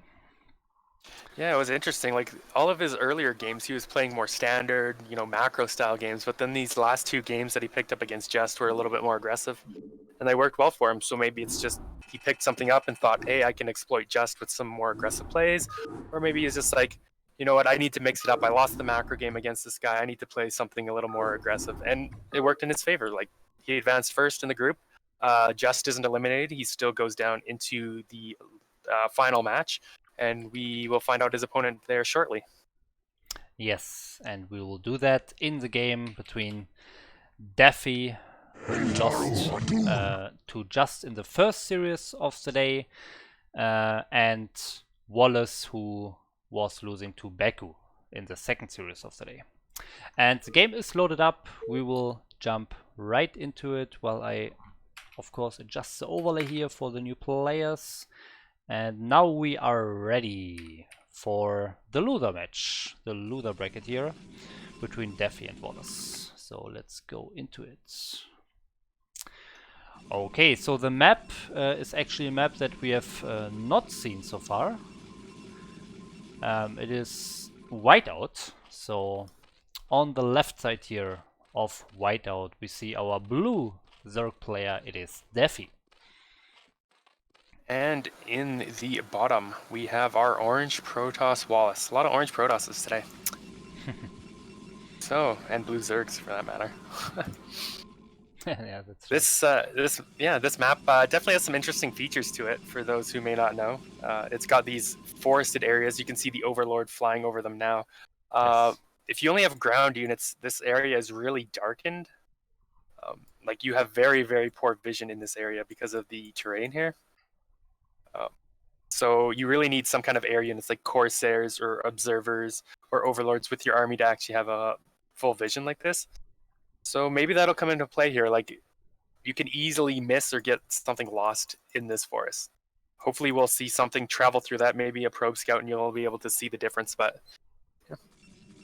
We are seeing something a little bit different, like pylon in main here. So we're not seeing a typical forge or gateway expand. We're going to see, looks like maybe a one gateway tech. We'll have to see if he throws down that second gateway, or if he wants to go for a gas. Yeah, that's really interesting. We have not seen that in a long time here. A one-base Protoss. I mean, you can also go for like some all-in attacks, like a Goon Reaver, for example. He's getting the second gateway, so we'll see a Zealot attack here. What does the Zerg have to defend that? He's getting that pool. It was an overpool, if I saw correctly. So pretty normal stuff here so far for the Zerg player. And the Overlord is actually not scouting the right way. So he had to send out another drone here. And we'll soon see the two gateways. Very late he will see those. So he will have to prepare. He will have to make additional Zerglings. He's getting the first two Zerglings. What will he do in the second egg? Okay, another Zergling egg. So that's good for him. Yeah. All right, does confirm that this is a 2-gate play. So I imagine we'll see him producing a lot of Zerglings now. Not wanting to die, as long as he can hold this off, he should be all right. Looked like he was maybe going to think about taking that gas or stealing Protoss's gas with his drone, but maybe thinking better of it. He's just going to scout around, see what Protoss is up to. He's keeping that Zealot back for now. It's just giving him a lot more time to continue to make Zerglings. But even forcing Zerg to make Zerglings is definitely slowing down the build on Zerg's side. He wants to be making drones now. So it's going to possibly throw him off of his game as well. We'll see where he goes from here. Yeah, I think we will see a totally different game compared to what Daffy had planned here. He will adjust his build. He took a gas here and probably will use that for Zergling speed because he will be scared of his Zealots coming.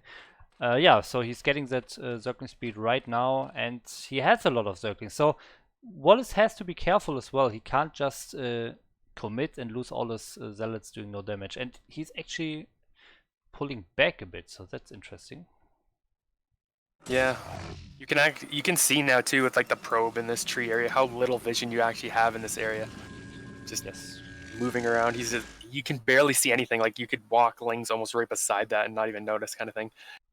Both players are kind of like trying to feel each other out. Wallace doesn't want to overcommit and lose all his zealots to too many lings, but at the same time, he wants to keep the pressure on to keep forcing Defi to make these lings, so he's not making drones and getting his economy going.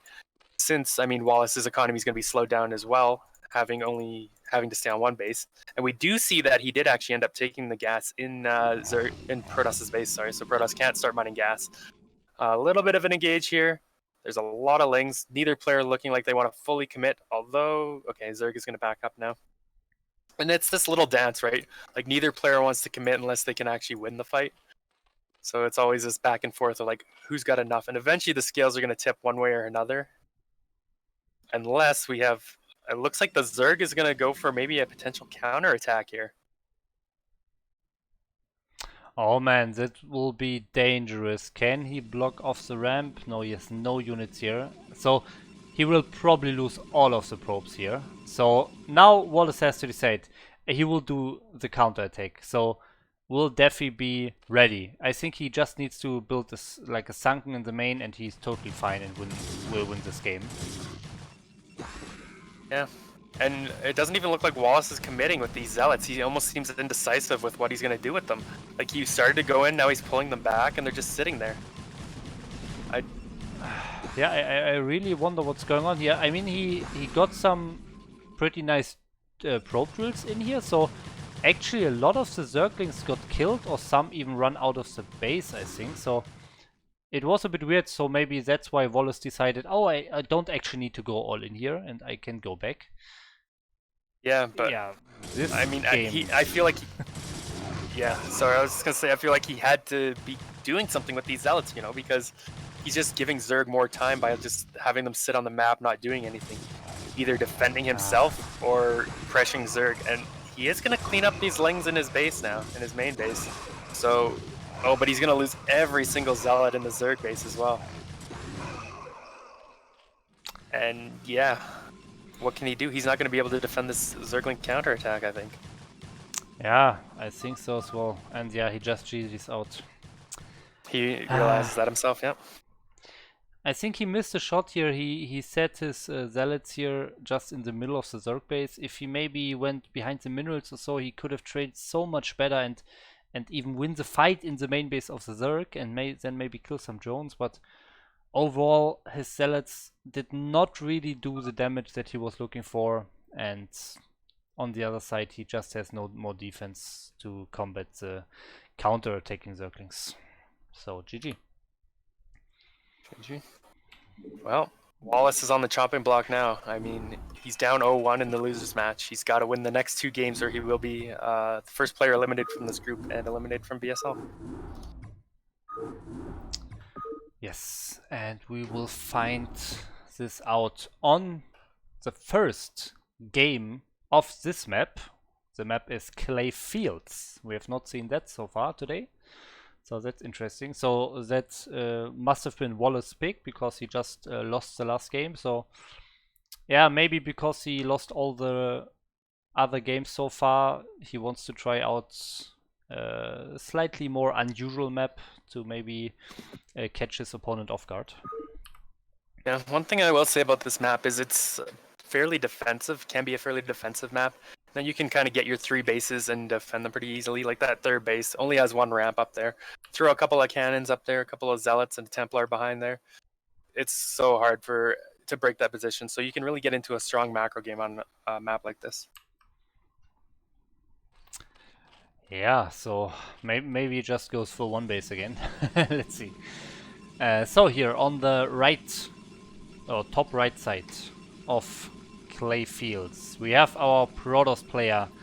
Only 1 game from being eliminated from the tournament. It is Wallace.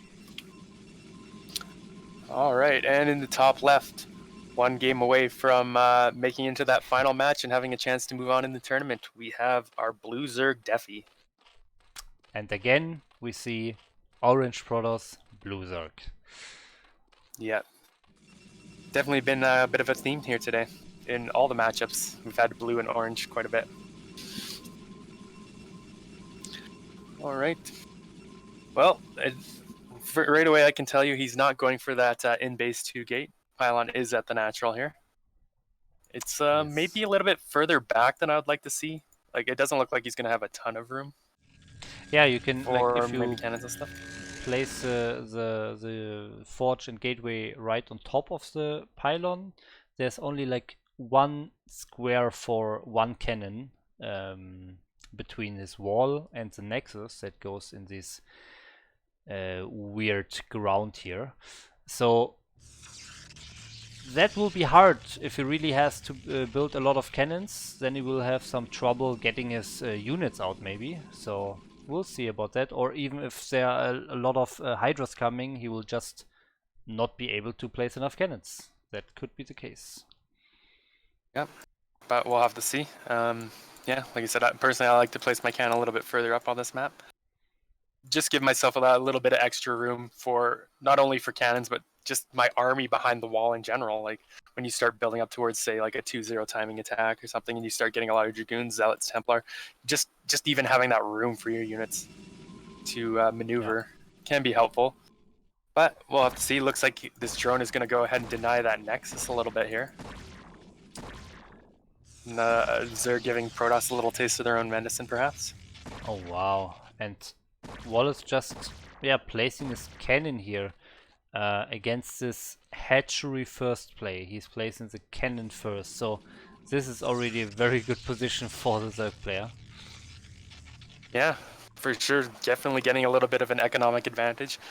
So we'll have to see if he can turn that into some kind of a win. I mean, early advantage for Zerg, and if he takes this game, he moves on to the next or into the final match of this group.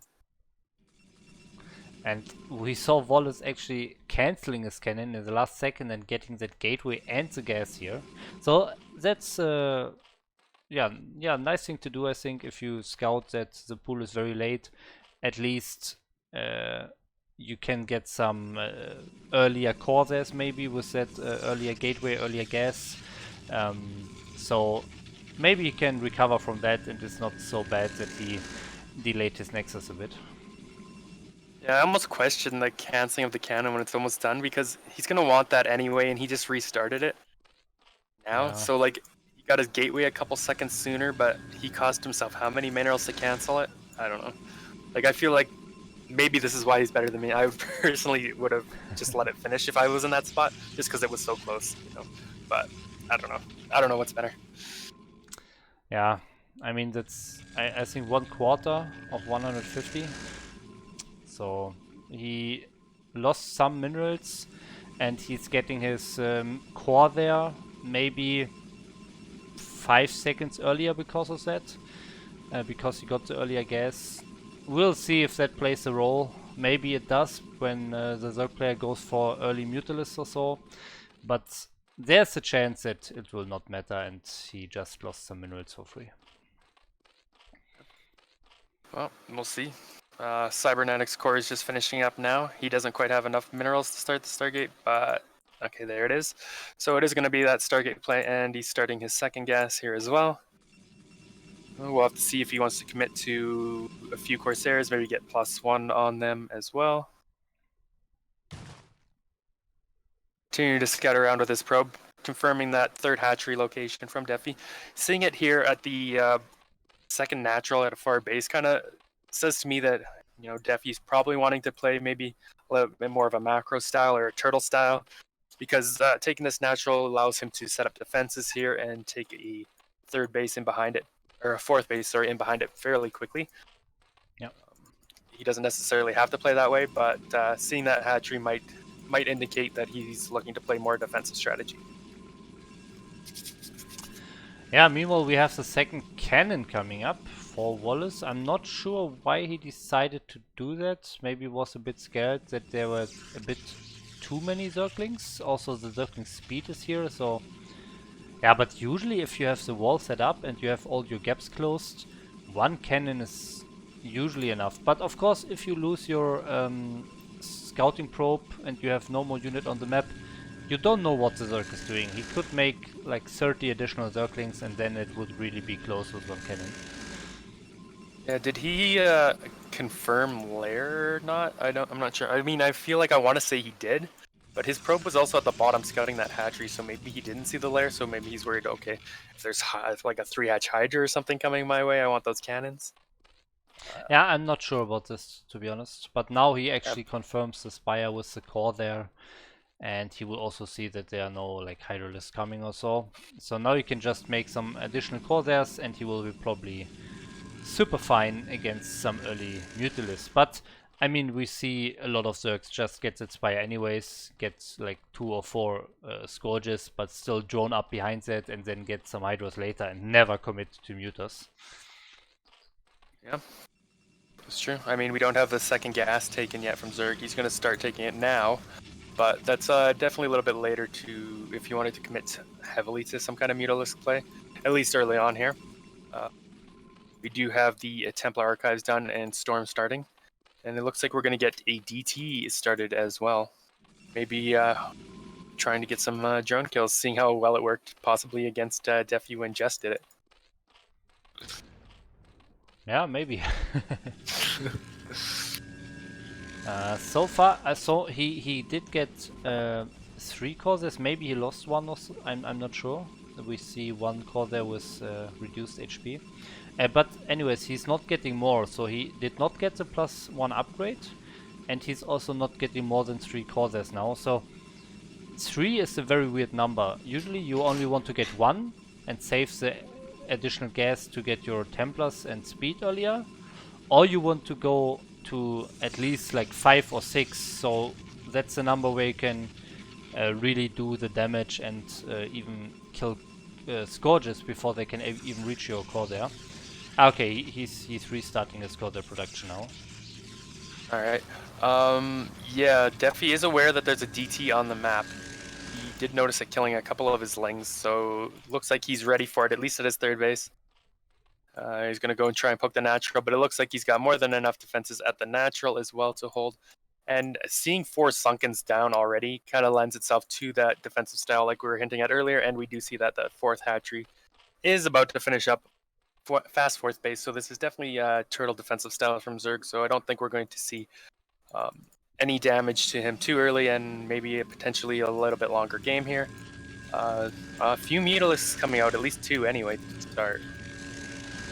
Yeah, he also got the armor upgrade again. So maybe he wants to commit a bit more to Mutalisk now. But yeah, then of course the Corsair count of Wallace will help him, so that's nice. But there's still only 1 cannon. If Defi really commits and gets like 6 or 8 Scourges with like 10 Mutalisks, then it will not be enough anyways. Yeah, well, see, looks like Wallace is going to go up to another strong mid-game push attempt here. Going up to 8 gates and not taking a 3rd. I'm not sure about this decision because Zerg is going to be really defensive. Like, we can even see now he's got 3 Sunkens at his natural, throwing down 2 more colonies. He's got 3 at his 3rd base, throwing down 2 more. So he's going to have 5 at each base. So, like, a 2-base push against a 4-base really defensive Zerg feels pretty, like, all-in-ish, you know? Like, he's got to make something work with this. He's got to basically, he's going to have to bust a base with his move out, or he's just going to be way too behind to actually be able to recover here. So we'll see what he can get done, but I'm not sure. Yeah, I mean, I don't even want to say it, but I think I have to. The worker count is almost even, so this is a very good situation for Zerg player, and also the supply is pretty close, which is nice for a Zerg player. And I mean, we can't forget he has all those Sunken. So far, I don't think Wallace can break him here. And yeah, okay, we see a drop now, but so many Scourges here, so many Mutalisks. No damage is done. Maybe 1 kill. What? The 1 carapace. Yeah. So I wanted to say that earlier, but then something else happened. So he did actually forget his +1 upgrade for a long time. He started it very late. It's still not finished. So if you don't have your +1 upgrade as a Protoss, and the Zerg has a +1 armor upgrade on his ground units, that means the DT will not one-shot Worker. Yeah.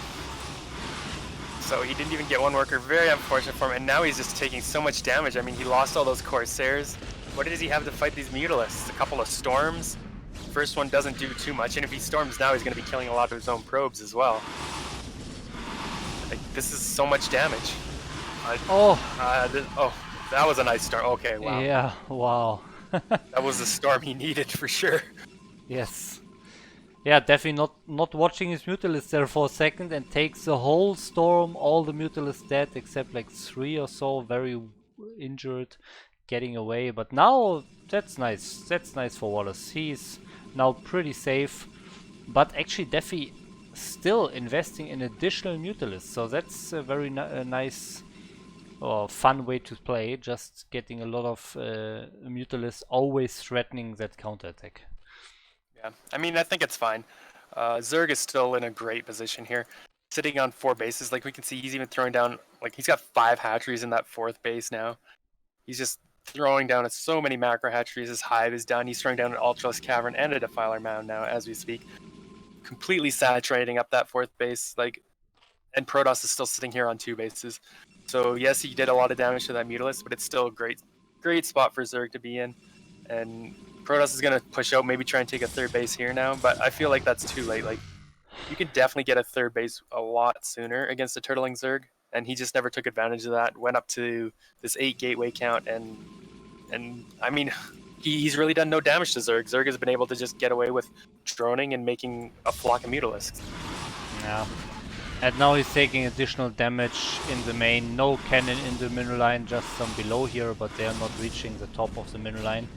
Also, I just realized that Wallace actually forgot to make his Zealot speed. So no Zealot speed here in the game for our Protoss player. Yeah. And it's not even researching him. Yeah, he totally forgot about it. So this is not very good for Wallace. He needs to do something soon, and if he doesn't even have the Zealot speed, that will be very hard. Yeah, I mean, this could go back to what we were talking about when he was playing back use. Maybe he's just feeling the pressure. I mean, he's sitting here knowing that he's 1 game away from being eliminated from BSL, and I mean, he's taken all this damage from Mutalisks. He's probably completely thrown off, like playing so nervously and stuff. And I get that. Like, it happens to me all the time too. It's like, oh no, if I lose, I'm out, kind of thing. Then you just feel like you play worse. And I'm like, to make GosuLeague, you're a strong player, right?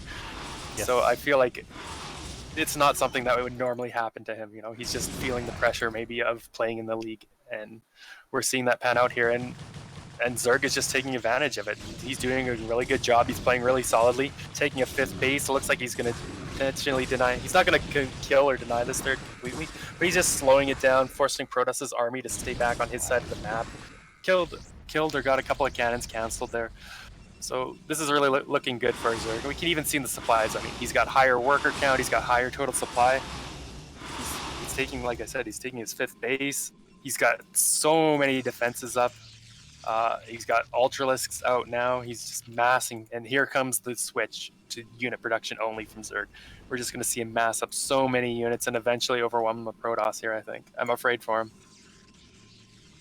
Yeah, first Ultralisk on the way, Ultralisk speed on the way. And when the Zerg is over 150 supply and is higher in supply than the Protoss player, this means a lot of things have to go right for the Protoss player to be able to come back in the game. And he's still trying to defend his main, finally kills off the last Mutalist, so finally can start to mine from his main base again. And now he's on 3 bases, but he still... I still think he did not cross the middle of the map so far with his army. So he never got to the Zerg side, he never did any damage to the Zerg, he never applied any pressure to the Zerg. And that's not something you can really do against Zerg. We do have a DT with 7 kills at that 5th base of Zerg. Looks like he's going to chase some drones to his own death here very shortly. Oh no, he does notice and pull it back to that 5th base, but it's even if that DT kills that base, it's still fine for Zerg at this point. He's sending some lings across, maybe trying to deny this 3rd base. I think Protoss is going to defend for now, but he has to play defensively, and you really don't want to be on the defensive here as Protoss. You need to be able to pressure Zerg. Zerg is just getting away with whatever he wants. 6th base coming up now as well. Will that DT? I don't think that DT is going to kill that base. Plenty of Zerglings there. Although, if Defi doesn't send those lings, okay, he's going to send them now. So he will save that base. And yeah, what can Protoss do? He can't really pressure the Zerg. And he's just surviving at this point, you know? Yeah. And I feel for him. It's a bad spot to be in. Still no leg speed done, or almost done researching now. But a bunch of lings and ultras coming into the natural here now as well. Yeah, and this attack will be very hard to defend. I mean, he has a lot of army, but there's the next army of the Zerg coming for a 3rd base. Yeah, and we're just seeing the power of Zerg's mobility here, you know. Sending one group in at the natural, so Protoss has to go slowly over there, defend it, and then sends another group over here to the 3rd. Like, Protoss can't be everywhere at once. Zerg really abusing that fact. And, like, he's taking down all the cannons, starting to hammer down some of these probes now. This is just so unfortunate for Wallace. I think he probably knows this is over by now, but this is do or die for him. He's like, he can't leave now. He's like, I gotta stay in here. I gotta try. This is my BSL life on the line. Yeah. But I think he's just gonna get overrun here. There's just too much Zerg stuff, and Zerg can just constantly produce Ultra Ling now. He doesn't even have to do anything but spam Ultras and Lings and eventually run over the Protoss. Yeah, in the middle of this, we also saw, while his 3rd base was getting overrun, was slowly breaking, we saw 2 of his own zealots attacking his own cannon instead of the Zerglings attacking the same cannon. So we really can see a lot of things going wrong here for Wallace that probably usually do not go wrong in his normal ladder games or so. So yeah, I really think maybe it's like the first time he's in a big tournament like this, so maybe it's really the nerves. And I hope we can see him in another tournament next season or in 2 seasons, and maybe he can improve his game until then. Yeah, that's really what this game felt like to me. Or a lot of his games, even against BackRyu too, it just looked like maybe he was playing a bit nervously. But yeah, like look at the Zerg. He's sitting here on 7 bases. How do you stop that on 1 base, barely mining at the moment? Like, you don't. He's got no army. He's just. I know he wants to stay in this game, but he's done. Like, look at the supplies. Zerg is 100 supply ahead, sitting on 7 bases against 3 bases that are barely even mining. So many hatcheries. So what are the upgrades? Yeah. Let's see the upgrades here. Okay, 3-2 or 2-5 for the Ultralists, and our Protoss has 3-1, and it's not upgrading right now. So yeah, really Zerg being ahead in every way possible. Yeah, and he's maxed out now, 200 supply. 88 of that is drones, maybe even a few too many drones, but it doesn't even matter. Like, look at this army. Look at all his Ultralisks. Look at all his Zerglings. Look at all his bases. He hasn't even mined out of his main. Like, he's literally mining off of 7 bases. 90 and drones. Now he is moving, and I think this could be the last attack here. So many Ultralists on 5 armor upgrades. I wonder how Wallace wants to kill them. But he has a lot of Archons, so maybe he can take this 1 army. Yeah, pretty perfect start of the fight. All Ultras clumped up against the Archons and the Storms. No flanking. Yeah, no lings to buffer and take some damage, or do a lot of damage. Cracklings definitely have that good DPS. And here we go now. Zerg just ready to engulf this army coming from all directions. Bunch of links heading towards the main as well. A couple of DTs there trying to kill him, but it's even though he's going to kill him, it's not enough. And Wallace is losing this army, and with this, losing this game. Yeah, so he's very barely winning this fight, it seems like. 1 DT left from the main army. and also 1 DT left from his defending army in the natural, so 2 DTs killing the Zerg units here. But that was really his last win of the fights in this game, so one more army coming from Defi and the game should be over. Zerg has even taken the natural third base of Protoss, and we even get a GGWP, well played, from Wallace, knowing that this was the end of his tournament life. He has, unfortunately for him, been eliminated, and Defi has moved on to the final match of this group. That is true. Yeah. So in the final match, we will see Defi against the loser of the winners match, which is Just. So let's check that out. It will be another PvZ. I think, yeah, we had 2 Protoss in the group, 2 Zergs, but we have only seen PvZs. No PvP, no ZvZ. That's crazy. Yep, just how it worked out. Every match has been PvZ. It's alright, it's a fun matchup, for sure. It can be hard to play, both sides, but yeah. Time to find out who will move on with BackReU. Will it be Just, or will it be Defi? I believe this is a rematch too, from our first match of the night. Yes, and yeah, that was actually, I would say, one of the closer series that we had today. I think Just against BackReU was also pretty close, but Just against Defi was also a nice series, I would say. We saw Defi even getting ahead, killing a lot of Zealots very often, without the Zealots doing any damage to the Zerg. But then I think that were the games where we had our 18 kill DTs. So maybe if the Defi can actually defend the DTs a bit better this time, we will actually see an even closer series. Yeah. Well, we'll see how these games go. Yeah, and here we are in the match. The map will be whiteout. The colors are a bit weird, but yeah, let's introduce our players in this final series here. On the bottom part of whiteout, we have our Zerg player. It is Defi. Still a blue. It's a very dark blue, navy blue, but still blue.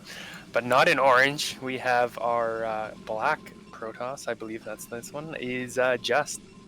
So 2 darker colors. So previous series between these two, we saw 2 pretty solid macro games. Just did take both of those down 2-0, so maybe he's a little bit favored here. But after watching those games from Defi against Wallace, he just looked super strong. He looked like dominating position, so I could definitely see him taking games here as well. I think this could go either way. Yeah, for sure. Yeah, so far we see again the same build order. We see the Overlord here, we see the pool after that, so Overpool here. Pylon is natural, all very normal. We'll probably see the Forge soon. Wait, I don't see... Oh, he's going for Nexus first, actually. Never mind. Maybe just a later Forge. Let's see. Yeah, okay, very late Forge. That can be dangerous against the 9 pool. Yeah.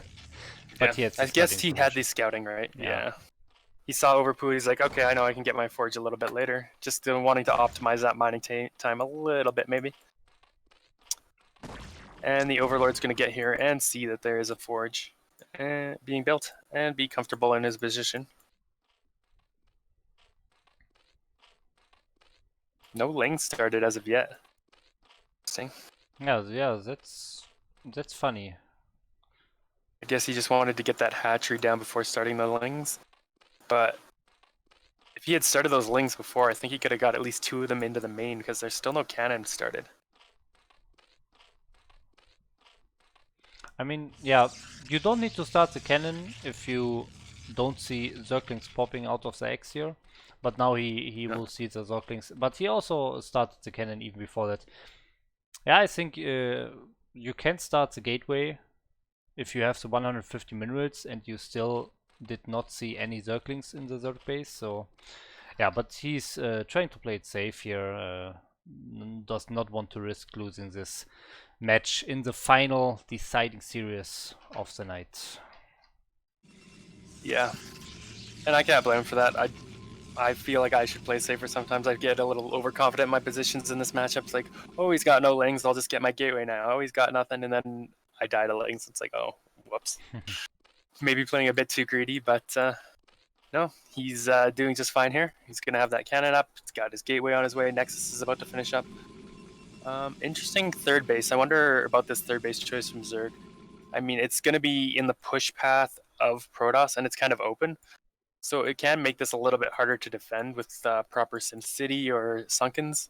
I think it's still definitely possible, but it's just a little bit closer to Protoss's base too, so it could be a little bit easier for him to defend. Although, maybe he's doing it because he's going for a 3-hatch Hydra. Yeah, that could be the case. So far, the probe is still alive, so he cannot really start his Hydralisk then. That is going up in the natural right now. Yeah, so he started that, the probes scouted it, so he did invest in 2 additional Zerglings, so maybe he really wanted to kill that scouting probe before it can scout the Hydralisk then. But the scouting probe did it, and he scouted it, so now he just needs to add some additional cannons, and it's pretty easy from there. Yeah, as long as he gets enough. I mean, you can definitely still, like, there's always this balance of, right, of how many cannons do I need versus how many Hydras. And that can make 3-hatch Hydra hard to play on both sides, right? Like, the Zerg commits and Protoss has too many cannons, well, all of a sudden it's like, oh, I just died. Or if Protoss overmakes cannons, the Zerg barely made any Hydras, the Zerg Protoss is like, oh, I'm just way too far behind now. So there's always this kind of balance of how many cannons versus how many Hydras. You want just enough to defend without overmaking or being able to die on the Protoss side. And it looks like, yeah, he's going to skip the Stargate, having scouted that this is 3-hatch Hydra, so he's going to be able to get Speed Zealots and Templars out a little bit quicker. With this style, you can get away with maybe a few less cannons, get your Zealots to help defend a little faster, and get Storm out to push those Hydras back. We'll have to see how heavily committed to this Defi wants to go, though.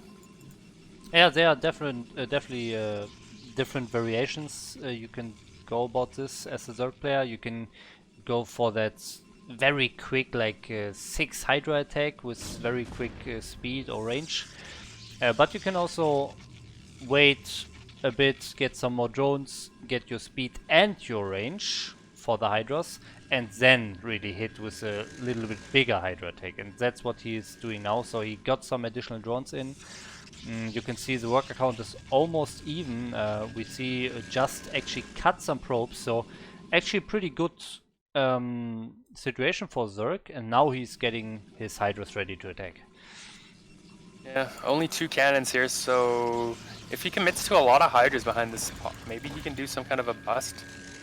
We'll see. He's gonna opt just to pick off the part of this wall here, give himself a little bit more area to get his Hydras in there.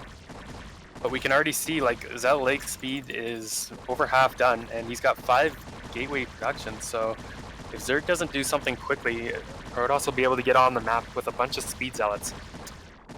Yes. Also, it looks like he is continuing to produce a lot of Hydralisks, though. Yeah, it's really, it's a little bit risky choice maybe, but it pays off for Just here. I think he really did not get early cannons, so he could have died to that very early 6 Hydra attack, but that wasn't happening. So now he saved all the minerals early on to get additional gateways, and now he just has so many zealots that he can even take a fight here maybe. Yeah, speed is done. He's going to push out, and he's even going to save +1, which is going to finish here very soon. Maybe should have waited for that, to be honest. Yeah. He's going to pull back now. Alright, speed. Okay, +1 is done. But still, he does have 4 gateway production still. Templar Archives on the way. Continuing to produce nothing but Hydralisks from the Zerg side here. Although he has started a lair now as well. We'll see where he wants to go with this. Okay, Zealot's coming out now, fighting back some Hydras. But no, Hydras managed to push them back still. So I'm not sure who will overpower who here. Is 4 gateway production, okay, getting 5th now, outpowering 4 hedge hydro production? I don't think so.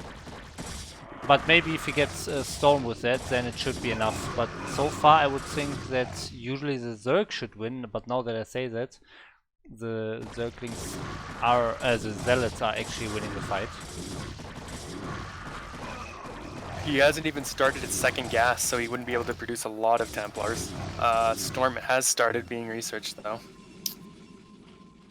And he's just continuing to mass up Zealots, going up to 6 gateways here. A couple of Templars have been started. If he can get those Templars and Storm out, I think he's going to be in a great spot because Zerg really hasn't been producing drones. Like, you can even look at the natural. He only has 1 drone mining there. He's got a few more at his third base, but if Zerg doesn't make something happen soon, I think Protoss may just win this game. And it doesn't look like he is going to be able to bust in here. There's 4 cannons, a lot of Zealots, and he has those first High Templar popping out now. Yeah, he has so many gateways now. He has the storm now. Or, yeah, very soon, in a few seconds. And then Zerg just does not have the economy to get enough units to defend this. Now he's actually switching back to making some drones, but maybe it's a bit too late. The Protoss attack will happen in a few, like in a few minutes here, or maybe even a few seconds. Yeah, Zerg poking in, killing 1 Zealot there for free, trying to make something happen maybe. But really, he's got to find a way to live while he drones up or commit murder. Okay, he's going more Hydras now. He made like a couple of drones. Now he's going back into Hydra production. And Lurker as well. And now we see the move out by the Protoss. How are the storms? Oh my god, very good storm at the bottom here. Another one hitting the clump of the Hydras here. Very good storms. Also the Archon warp instantly, so Protoss player is able to win this fight pretty easy, and there's the GG already. Yep. He knew he wasn't gonna. He was just too low on drones. Like, he committed way too much to the Hydras and wasn't able to bust the Protoss. So in that spot, it's really hard for Zerg to do anything and come back. So. Yeah, and just, I mean, it was risky. He went for no additional cannon early on. Hoped that the Zerg player will not attack too early with that Hydralist play. And saved the money to get additional gateways. And in the end, it paid off for him. So, good job there. Well, Just is 1 game away from advancing out of this group. Defy's going to have to win both games if he wants to advance into the round of 8. Yes, and now we have potentially the last game loaded here. The map will be Clay Fields. Well, we saw on this map last time, Defy went for that very turtle style. So I wonder if we'll see that again. Yeah. And here we are. In the top right, our Protoss, only 1 game away from advancing to the round of 8. It is Just.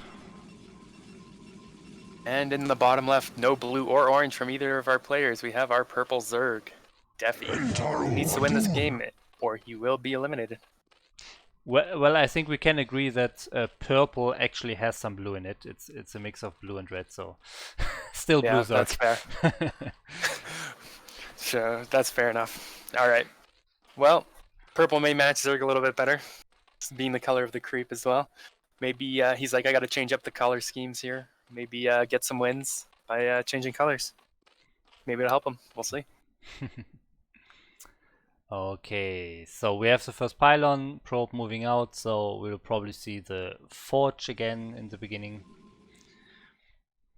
This pylon is actually 1 hex further left than Wallace's, but it still only leaves room for 1 line of cannons. Yeah. 1 more hex to the left, and then it would be 2 lines. I think that's a nice position. Yeah. that's personally where I place my pylon on this map. Yeah. But we'll see.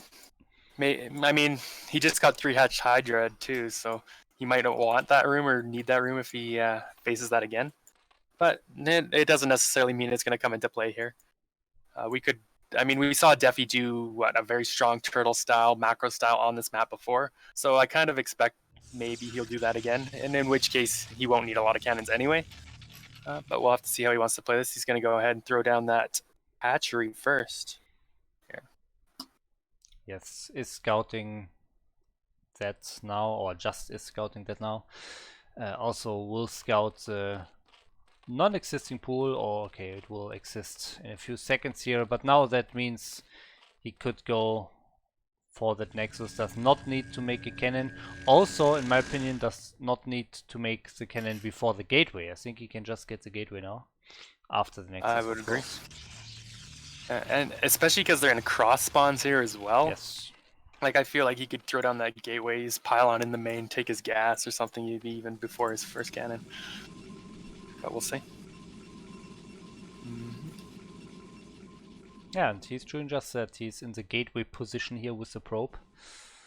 And there it is. Maybe he can also get the gas, but then I would not stretch my luck any further. I would just get the cannon after the gas. But I mean, if you have the scouting information, it's all fine. Actually, never mind. No single circling here. Yeah, I mean, the pool hasn't finished yet. It's just finishing now. So, he hasn't even morphed any of those eggs yet. Yeah, okay, there. First two zerglings. Okay, now. Yeah, so he is going ahead, like I said, getting that pylon and the gas before the cannon. Yes. So definitely reacting well to that scouting information. There goes that cannon. And where do we go from here? Looks like Zerg has taken a hatchery at the far natural again. So to me, this says he is going to go for that turtle style again, being able to take a fast fourth, maybe around 7 minutes or so behind this base. Yes, I think so as well. Another question we could ask is if he goes for the turtle style, will he again commit to a mass upgraded Mutalisk and go for that like mass Mutalisk, mass Scourge attack later on, or will he maybe go for that Lurker turtle style? That is usually very popular, I feel, but we have not seen that today so far. Yeah, I think our Protoss players have been playing a little Corsair light for the most part. We have seen, a couple games where they had 5 Corsairs, but then he did that and then he lost all his Corsairs earlier. So we'll see. Yeah, Lair is being started here at the Naturals, about halfway done. Just is going to scout that. They see nothing out of the ordinary here. One thing I am noticing is he hasn't started that second gas yet. So maybe he is planning on playing a little bit more Corsair light like we saw in a previous game from him. No. Yeah, he did get the cybernetics core and the Stargate like as soon as possible, so that's very nice. He's on a very nice timing if he produces this core there as soon as the Stargate is finishing, so he will have all the scouting information he needs early enough, I think. So if there would be Mutalisk coming, he could still adjust and get some additional cores, but he's actually getting the +1 air attack. And he has the second gas now, so I guess he's just getting more cores anyways. Yeah, he got +1 air and +1 weapons here on the way. Imagine we'll see that Citadel thrown down once he has enough gas as well. So he's going to probably be going for some kind of a +1/+1 timing attack here. We'll see how Defi decides to defend against this. Is he going to just throw up some SimCity and a bunch of Sunkens again? My guess is yes. He's already got that hatchery placed, 4th hatchery placed in such a location that he can put some Sunkens in behind it and maybe a Hydra Den or an Evo above to help wall off. Yes. Yeah, it looks like it. But the upgraded Corsair style of Just will fare pretty well against that, I would say. Maybe he can even pick off all the overlords at the 3rd base, for example, and then get some DTs in. Still, remember guys, the first series of the day was Just against Defi, and in both games we saw massive DT kills. So that is true. It can happen. That's probably still on both players' minds too. Like Just is probably thinking, okay, my DTs did a lot of damage. How can I get some in again this game? And Def, he's like, okay, the DTs did so much damage. How can I prevent them this game? So with this turtle style, he's probably gonna have to get some spores against because he did just see that he is getting +1 for the Corsair. So I will imagine we'll see a couple of Sunkens and a Spore at each of these bases here once he can get those down. Just to help defend against the Zealots and the Corsairs. And yeah, I hope so. There is the hatchery too. 4th base being taken around 6:30 here. Yeah. And he's getting the armor again for the air units. Defiers, I mean. So I think it will be the same strategy that he did against Wallace, but I think Just can deal with that a bit better maybe. So the first Corsairs are moving out now, and the upgrade is soon finished. So he has to wait a bit more, maybe getting his 5th Corsair as well, and then he can go and look for some kills. Oh. Yeah. Losing 1.5 Corsairs there to Scourges. That's a bit unfortunate. Definitely want to keep those alive if you can. Get some damage done to those Overlords with this attack. Zealots are moving out. Speed and +1 are both finished. It looks like he's maybe just going to keep his Corsairs at home, having lost a couple early on to those Scourges. Okay, they're going to move out now. Which base is he going to go for? Looks like he's going for the top left. Only one Sunken, the second one's just finishing now. So I think as long as Zerg can prevent the Zealots from getting around there, he should be perfectly fine. And even the Spore Colony being started to deal with the Corsair. Wow, and so many Scourges, wow. But is he losing too many drones? I think not. I think he's totally fine. Very nice drill here. Very good. Yeah, he only lost 2 or 3 drones so far. A couple more Zealots coming in, but again, the Zealot's not going to get really anything done. One Zealot in the second main, but he's even just going to produce a couple of drones there. All he needs to do is make maybe 4 Zerglings kill off that Zealot. So very nice defense, I would say, from Defi. He's in a great position.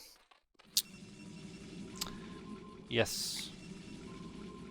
Yeah, that many Scourges. So usually what you want to accomplish with that, even if your Zealots, for example, are not doing the damage you're looking for, you at least have the Corsairs that can kill off all the Overlords, while, for example, Hydras are busy with your Zealots. But in this case, this is not what happened. Defi actually got a lot of Scourges, so he could just chase away the Corsairs, and he didn't lose any Overlords.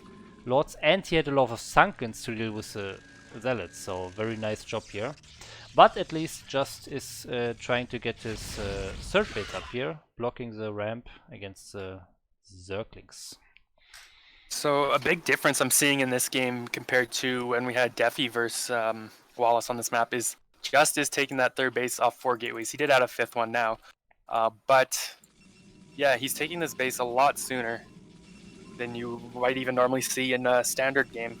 So I like it. It's a good adjustment for playing against a turtle-style Zerg.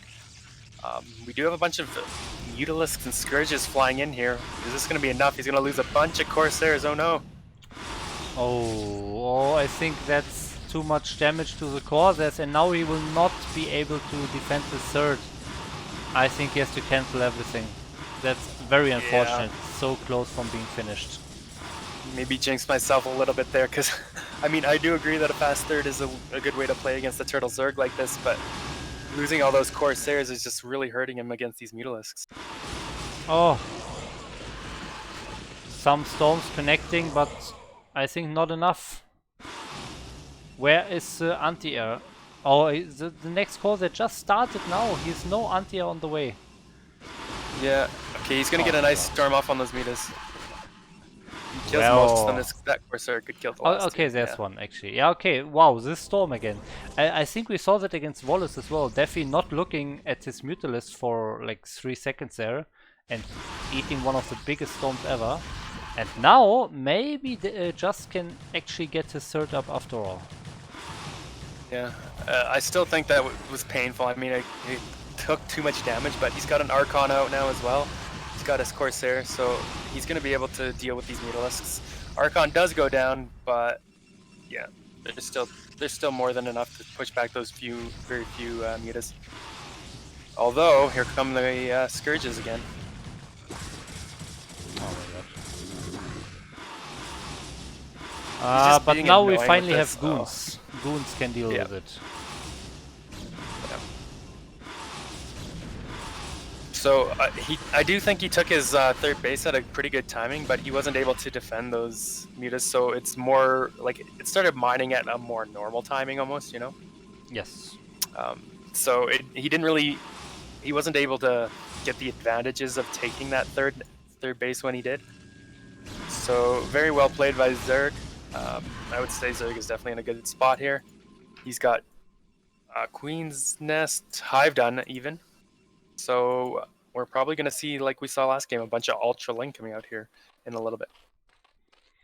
Yeah, the adrenal glands upgrade is already researching the carapace as well. I noticed Just was not upgrading his forge for a while, but now he actually started it, so I guess it's fine. Well, Defiler Mound on the way. I don't see an Ultralisk Cavern started as of yet. Oh, he's actually going for a Greater Spire here. Oh wow. So, Defilers and Guardians? I think it's actually a good decision here, because I think Just is not making any additional causes, because I think he thinks that he finally defeated the big danger of the Mutalisk, because he has some more storms and ranged goons now, and he has cannons in place as well, so maybe he feels like he doesn't need Corsairs anymore. So then the Guardians and Devourers or Scourges are very strong. Yeah, we do have a couple of DTs loaded up into a shuttle. Hoping to drop those into the main, or second main I should say. But he's going to fly right into two Mutalisks here, unfortunately. Yeah, he's gonna have to turn around and go home. No Scourges here, so at least he can save the shuttle, I think. Yeah. Well, if he continues to fly. Yeah. Oh, but we still have Mutalisk harassment. He's killing all the probes at the natural, forcing some being pulled into the main. Worker count's basically even here at the moment. Greater Spire has finished. So when are we gonna see that morph? It's gonna fly over the water and morph soon, I would imagine. And yeah, there it is. We'll just have enough to deal with that. I don't know. I think right now, I just think Just took way too much damage overall. I think it was okay in the beginning where the third got delayed, but then he killed Mutalisk with that storm and so on. It was still fine. But then he still did not get any cannons in the middle line of the natural, and also only one cannon in the main. That's just too few for Zerg that continues to commit to Mutalisk. And now the Guardians are here and he has no anti-air at all. But he's doing a counter-attack, so maybe he can do something with that, but those are cracklings. There's a lot of them just sitting there. A couple of good storms would just eat through that. We do have the 5th and 6th base being taken from Zerg. He's taking it at the 9 o'clock end in the bottom right there. Meanwhile, the Guardians have started to go to town here at the natural. Nothing mining here, he's just killing the cannons. A bunch more Lings coming in, Guardians being spread. Protoss is feels like Protoss is going all in. He's like, I gotta kill Zerg here or I'm dead. He needs to kill the hatchery. He's gonna be able to. Yeah. Retreat the Zealots and kill the hatchery. Yeah, all these Zealots are just taking so much damage from these Sunkens and not doing anything. Stormed his own Dragoons, unfortunately, there as well. And he's just falling apart. I think Zerg has done it. He's busted into the natural. Natural's gonna go down. And he's losing his whole army here. That was the best storm ever. Hitting so many goons, so many Templars and Zealots. Sadly, against the wrong player. So that's it. His all-in with that army is not working, and he has no answer to the Guardians anyways. So that's it. GG here. And we are at 1-1. In this final series of the group. And that means we'll have the really match game. Yeah, go ahead. Can the pressure get in? I was just gonna say, can the pressure get any higher? I mean, final game, the winner moves on to the round of 8. The loser is eliminated. This is like a winner take all here. so much pressure on both players. Yeah, and the map to decide this whole group on is Neosulfate. Very nice map. I hope we have a very exciting close game here.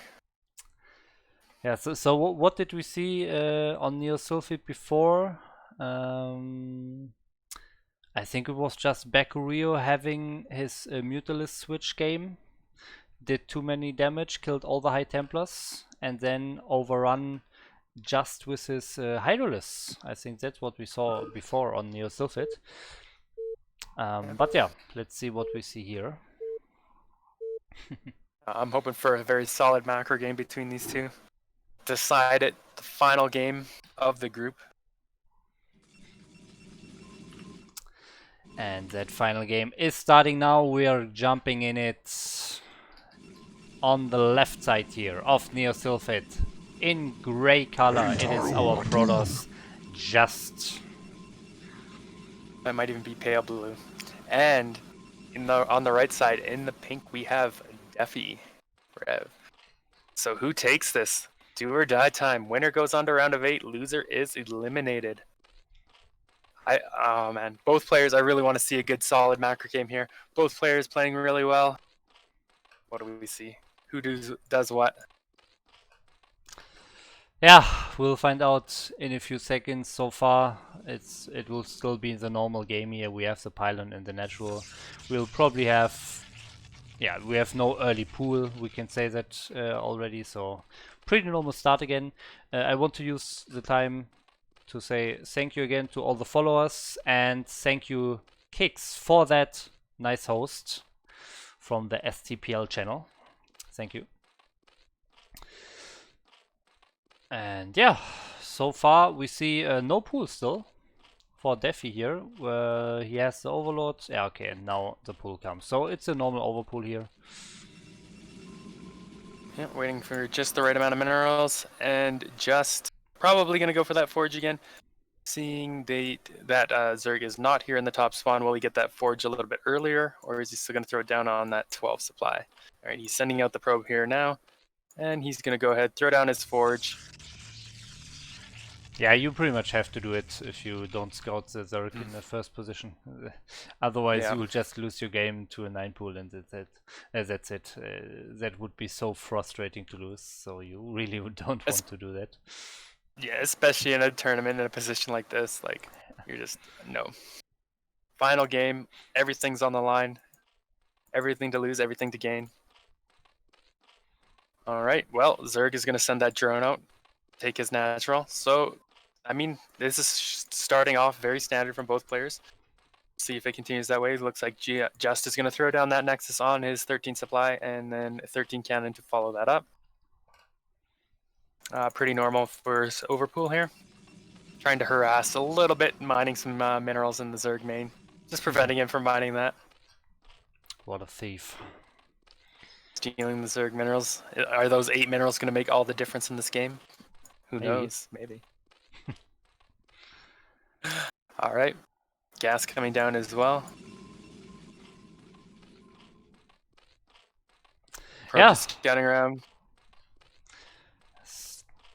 I mean, it's still the standard game. I mean, both players here had decent success with the standard games they have played so far. So both players got 1 loss here on their account. But I think if you won most of your games and only have 1 loss, I think it's still a good choice to play for the style that you know that you have the most practice in, probably. I think it's a good choice. You don't need to risk anything here. Just play your game. One thing different. Defy is taking the far natural here again. I mean, he did that last game we saw, but earlier in the series, I don't think he necessarily did that. Like when they first played the first 2 games. So having won that last game on clay fields, I think he's thinking, okay, this turtle style is working against against my Protoss players in general, right? He did it against Wallace and he won. Did it against Just last game and he won. So he's like, I'm going to stick with this play because it's working against these players. So he's taking that far one to take another fast fourth. So we'll have to see it's almost on Just here. Like, is he going to be able to adjust to Defy's turtle style and be able to overcome it, or is he going to fall again like he did last game? Yeah, I think Neosulfate is a bit smaller compared to Clayfield, so the way to harass its third base is maybe a bit shorter for Just here. Could be a bit harder to defend for Defy. He's confirming that the third base is there in the natural here, and now it's his task to adjust his build. He's moving out the first Zealot. Okay, moving back again, just wants to scare away that Zergling. Yeah, don't want to go out too far in case there's a bunch of Zerglings waiting for you and picking off that Zealot. Never good. Good feeling losing it for free. But yeah, I mean, we're looking up to a similar game as we had last time. Spire has been thrown down now from our Zerg player. Yeah. No second gas started yet. So we'll have to see if he wants to take that maybe when the Spire is about half done to go for some kind of Mutalisk. I mean, we saw him do those Mutalisks last game that were effective doing this turtle style. It was a bit later, I will say. It wasn't at this timing, but doesn't mean he can't necessarily do them early. Stargate finishing up, Citadel almost done as well, and +1 on the way. So looking very standard here from Protoss side as well. Yes. Yeah, I think Defy will just get some Scourges in the beginning again, get some additional drones, maybe get some Sunkens to be safe against Zealot attacks. And then once he has his economy up and he has so many drones and maybe his fourth base even, then he will start his Mutalisk production again. So that's what we have seen in the last games, and it looks like we see the same here. He still has not taken his second gas. Also here in the third base he has not taken the gas, so yeah, it really looks to be the same game. Yep, I'm gonna kill that first Overlord in his base. I guess he's assuming that it's going to be Spire. I'm pretty sure he saw the lair, but not necessarily the Spire. But he just wants to kill that first Overlord, and there's even a second one that he has vision of outside his base that he could kill. Potentially here. So if he gets both of those, it's a nice little pickup for a Protoss player. Yeah, and I think so you can go for that fast scout, so you don't need to invest into cannons, for example, you don't need or so. But you can also, if you see two Overlords, you can go for those Overlords and just get an additional Corsair here in your Stargate, get the cannon here in your mineral line, and then you're still safe. So you don't need to scout, you spend a bit of resources for that cannon, for example, but you're getting that Overlord kills. So that's also what you can do. If you see two Overlords, that's definitely fine. Yeah, last game we saw Defy take that third base right around 6:30 here, or fourth base, sorry. Fourth base, yeah. He hasn't sent the drone in there to take it just yet. So maybe this is a slightly different variation, or maybe he got slowed down a little bit by something. But we are seeing him throwing down a bunch of sunken colonies now, getting ready for a potential Zealot attack. Move out. We do have a couple of DTs coming by, and Just is looking to maybe get some kills here, and there's no Overlord here at the moment. Yeah, it's coming from the DTs are going to be able to get in. Yeah. There is one building. Yeah. Overlord just in range. So close. Yeah, that was very close. We could have had another devastating bunch of DT damage against Defy, like we saw in the their first best of 3 tonight. Yes. But he does have those Sunkens, and he does have Spore now, so those DTs aren't going to be able to get any damage done. Yeah, but maybe with those 5 Zealots, if you run in with the Zealots first and then use the DTs afterwards, the Zealots will tank all the sunken shots and the DTs will get the big damage in. Oh, that's what he's trying now. It looks like he started. He's going to pick off a few drones. He's got 3 so far. Will he be able to get any more? I think he's actually targeting the DTs with the Sunkens, noticing that that first DT goes down. And the second one, yeah. So very nice play there from Defy, manually targeting those DTs, not wanting to let them in. But how much damage is going to go down? Yeah, he has not enough units, not enough Sunkens. He will just die. He's got more units being morphed. He's evacuating those drones. So was that enough damage? I mean, he killed the 2 Sunkens. He killed a few drones. Just money's getting a little bit high during all of this. Maybe not macroing quite on pace during this attack. Nah, that's unfortunate. Yeah. So potentially any damage that he may have got done or any little advantage may be negated by the fact that he wasn't macroing behind this. And we Yeah. do have the Muta Scourge out again here. I think it was really very good damage that he did. I think he was really getting a very good trade there. If he spent those 900 minerals on maybe 5 additional gateways here, well, not quite, but yeah, anyways, yeah, yes, 5 additional gateways, then it would be a very good trade. But since he did not use the minerals all the time, yes, he did a lot of damage, but also he did the same damage to himself. So that's unfortunate. Yeah, but one thing for sure is like Zerg still hasn't taken that 4th base, and he set himself up to take that early, right? Like we saw in the last game, he took that at like 6 minutes and 30 seconds. We're at 9 minutes. He still hasn't taken it. He does have that drone there, so definitely behind in his build where he was last game. If he's going for that similar style where he's going to mass turtle up, go for like ultralings, it's going to be a lot more delayed. He's not going to have as much gas or minerals just because his 4th base is so much later. So is he going to make some kind of adjustment? Is he maybe going for something a little bit different? Because we still see the Mutalisks, and he did this last time too, right? He went Muta Scourge and then followed up with the Ultra Lang later. That is true. We don't have the +1 air attack for the Corsairs this time, but he has 6 Corsairs instead of 5 when he's attacking here. But there are still a lot of Scourges, so I don't think the Corsairs will do a lot here.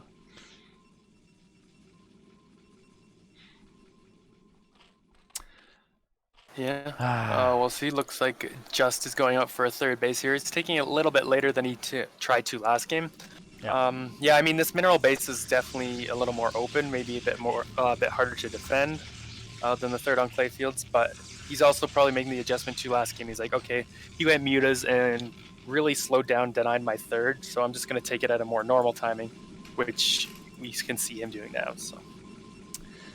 Yeah, I think this is actually the build that we have seen in the first 2 games of Just that have worked so well in that first series against Defi, against the same opponent here. He's getting his trademark 4 High Templar. He probably has the energy upgrade researching. Yes, he does.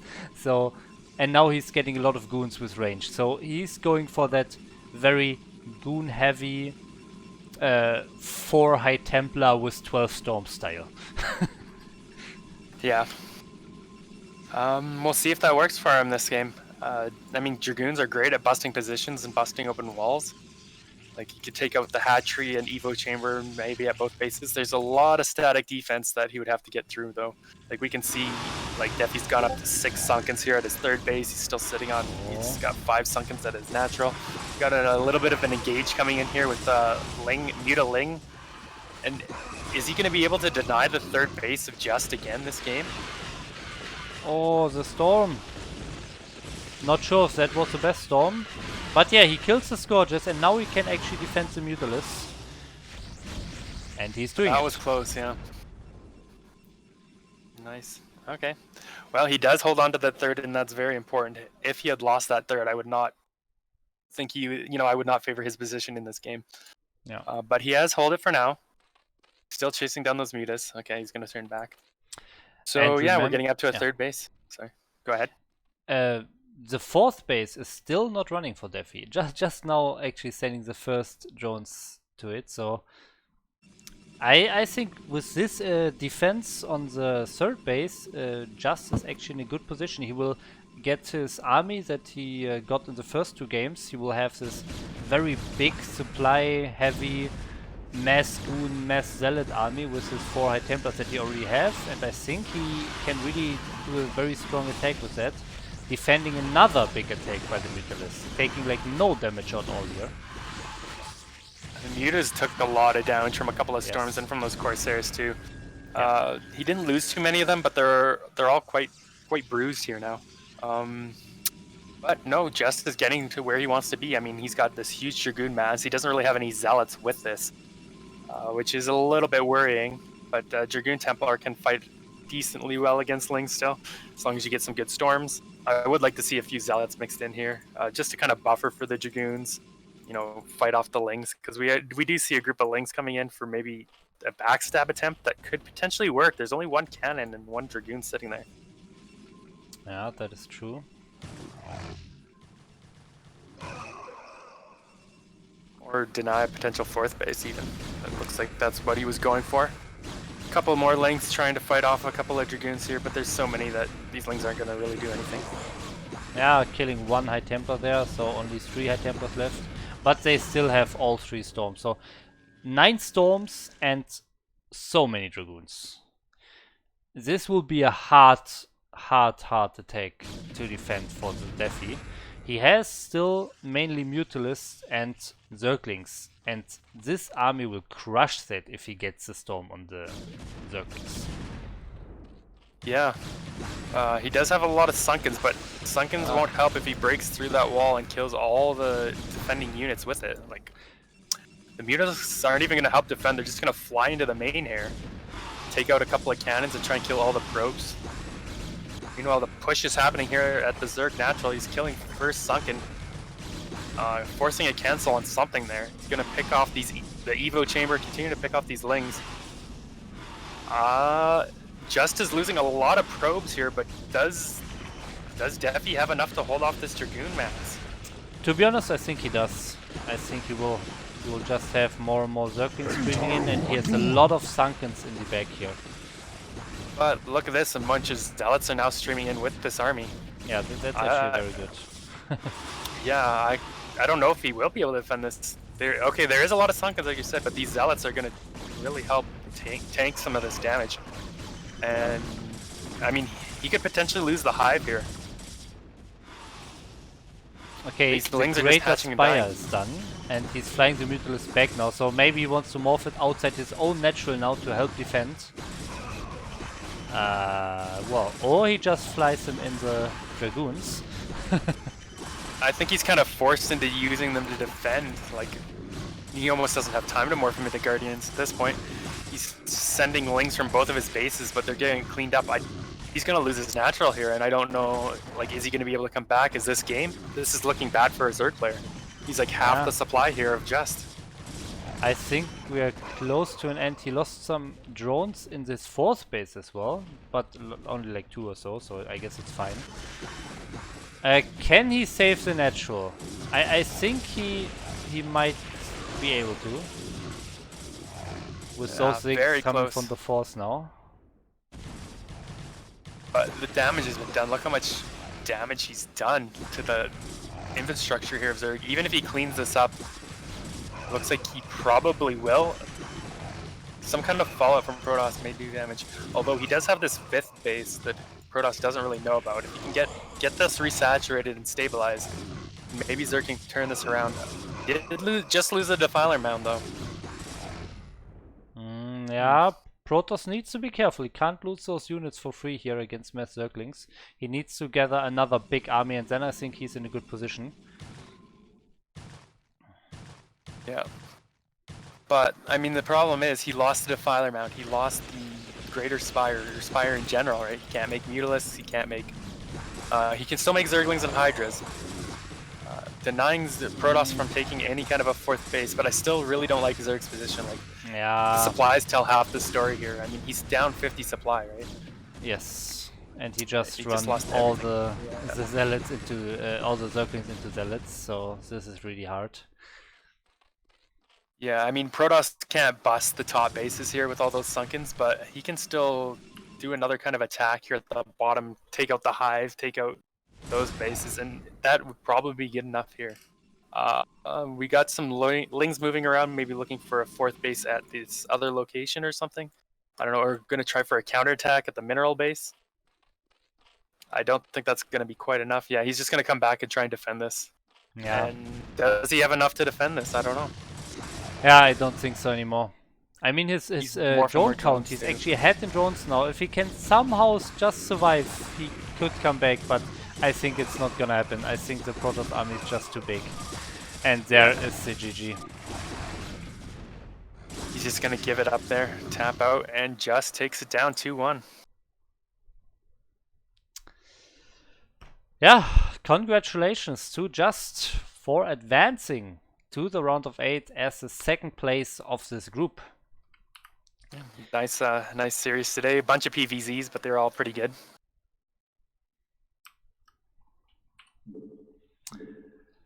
And yeah, that wraps up the whole group here. We are at the end of today's games. We'll take a short look at the group again to really summarize what happened here. So I will put the link in the chat one last time and show it here on the screen for you.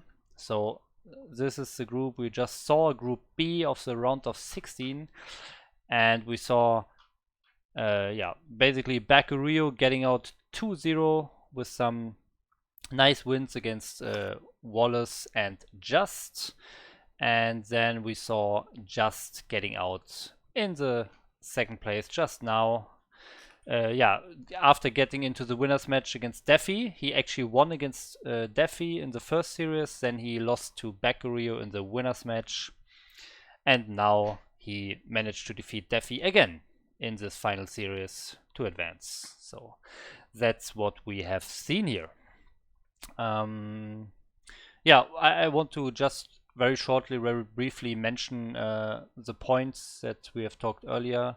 We will talk about it way more when we get to the higher stages in the tournament, but just to show it very quickly to you. So depending on where you place in the top 4 here of the GosuLeague, you can earn BSL 10 points. If you go to the Pro League, you can actually earn even more points. It's not displayed here, sadly, but anyways. So you can win those BSL 10 points, and if you click that, you can see a whole big list of players, and those points are accumulated over the past 3 seasons, so BSL 7, BSL 8 and BSL 9 here. And yeah, players earned a lot of points throughout those 3 seasons, and the top 20 of this list will qualify for the big BSL 10. So all the detailed points and so on, you can check it out here yourself. I linked the bracket, the website, in the chat, so definitely look out for that. Follow all the players, follow the Pro League as well, and of course follow us on our next cast here every Thursday so far. So next Thursday will be another cast of Snipe and myself. Will be a lot of fun. Yeah, we'll be doing Group D. And before that, I believe Group C, your group, the group you're playing in, will be cast on Tuesday. Yes, I will show that as well. So the group of death, I have to say. Yeah, your group looks incredibly hard. So in this group, Group C, you can see 3 super strong top players in TY2, Jaeyoon, and TTF, and then it's me as the 4th player completing this group. And you will see those games getting cast on Tuesday, as Snipe already said. And yeah, we are Snipe and me will cast on Thursday, Group D, with Oystein, Pitak, Striker, and Tech. So that will be also a fun group. We will have a lot of PVZs once again. I think like they are like only Protoss and Zergs were the Terrans. But a lot of fun stuff coming up. So definitely check out the cast, join the BSL Discord to make sure to always catch all the casts. You can also see the casts here. They are always linked here in these groups on this Liquipedia website. So definitely don't miss those. And yeah, next Thursday on this same channel, again casted by Snipe and myself with Group D. Yeah, sounds good. I don't think there's anything else to say, so I'll see you all next week. Yeah, thanks for watching, guys. Was fun as always, and see you next time. Bye bye. Bye.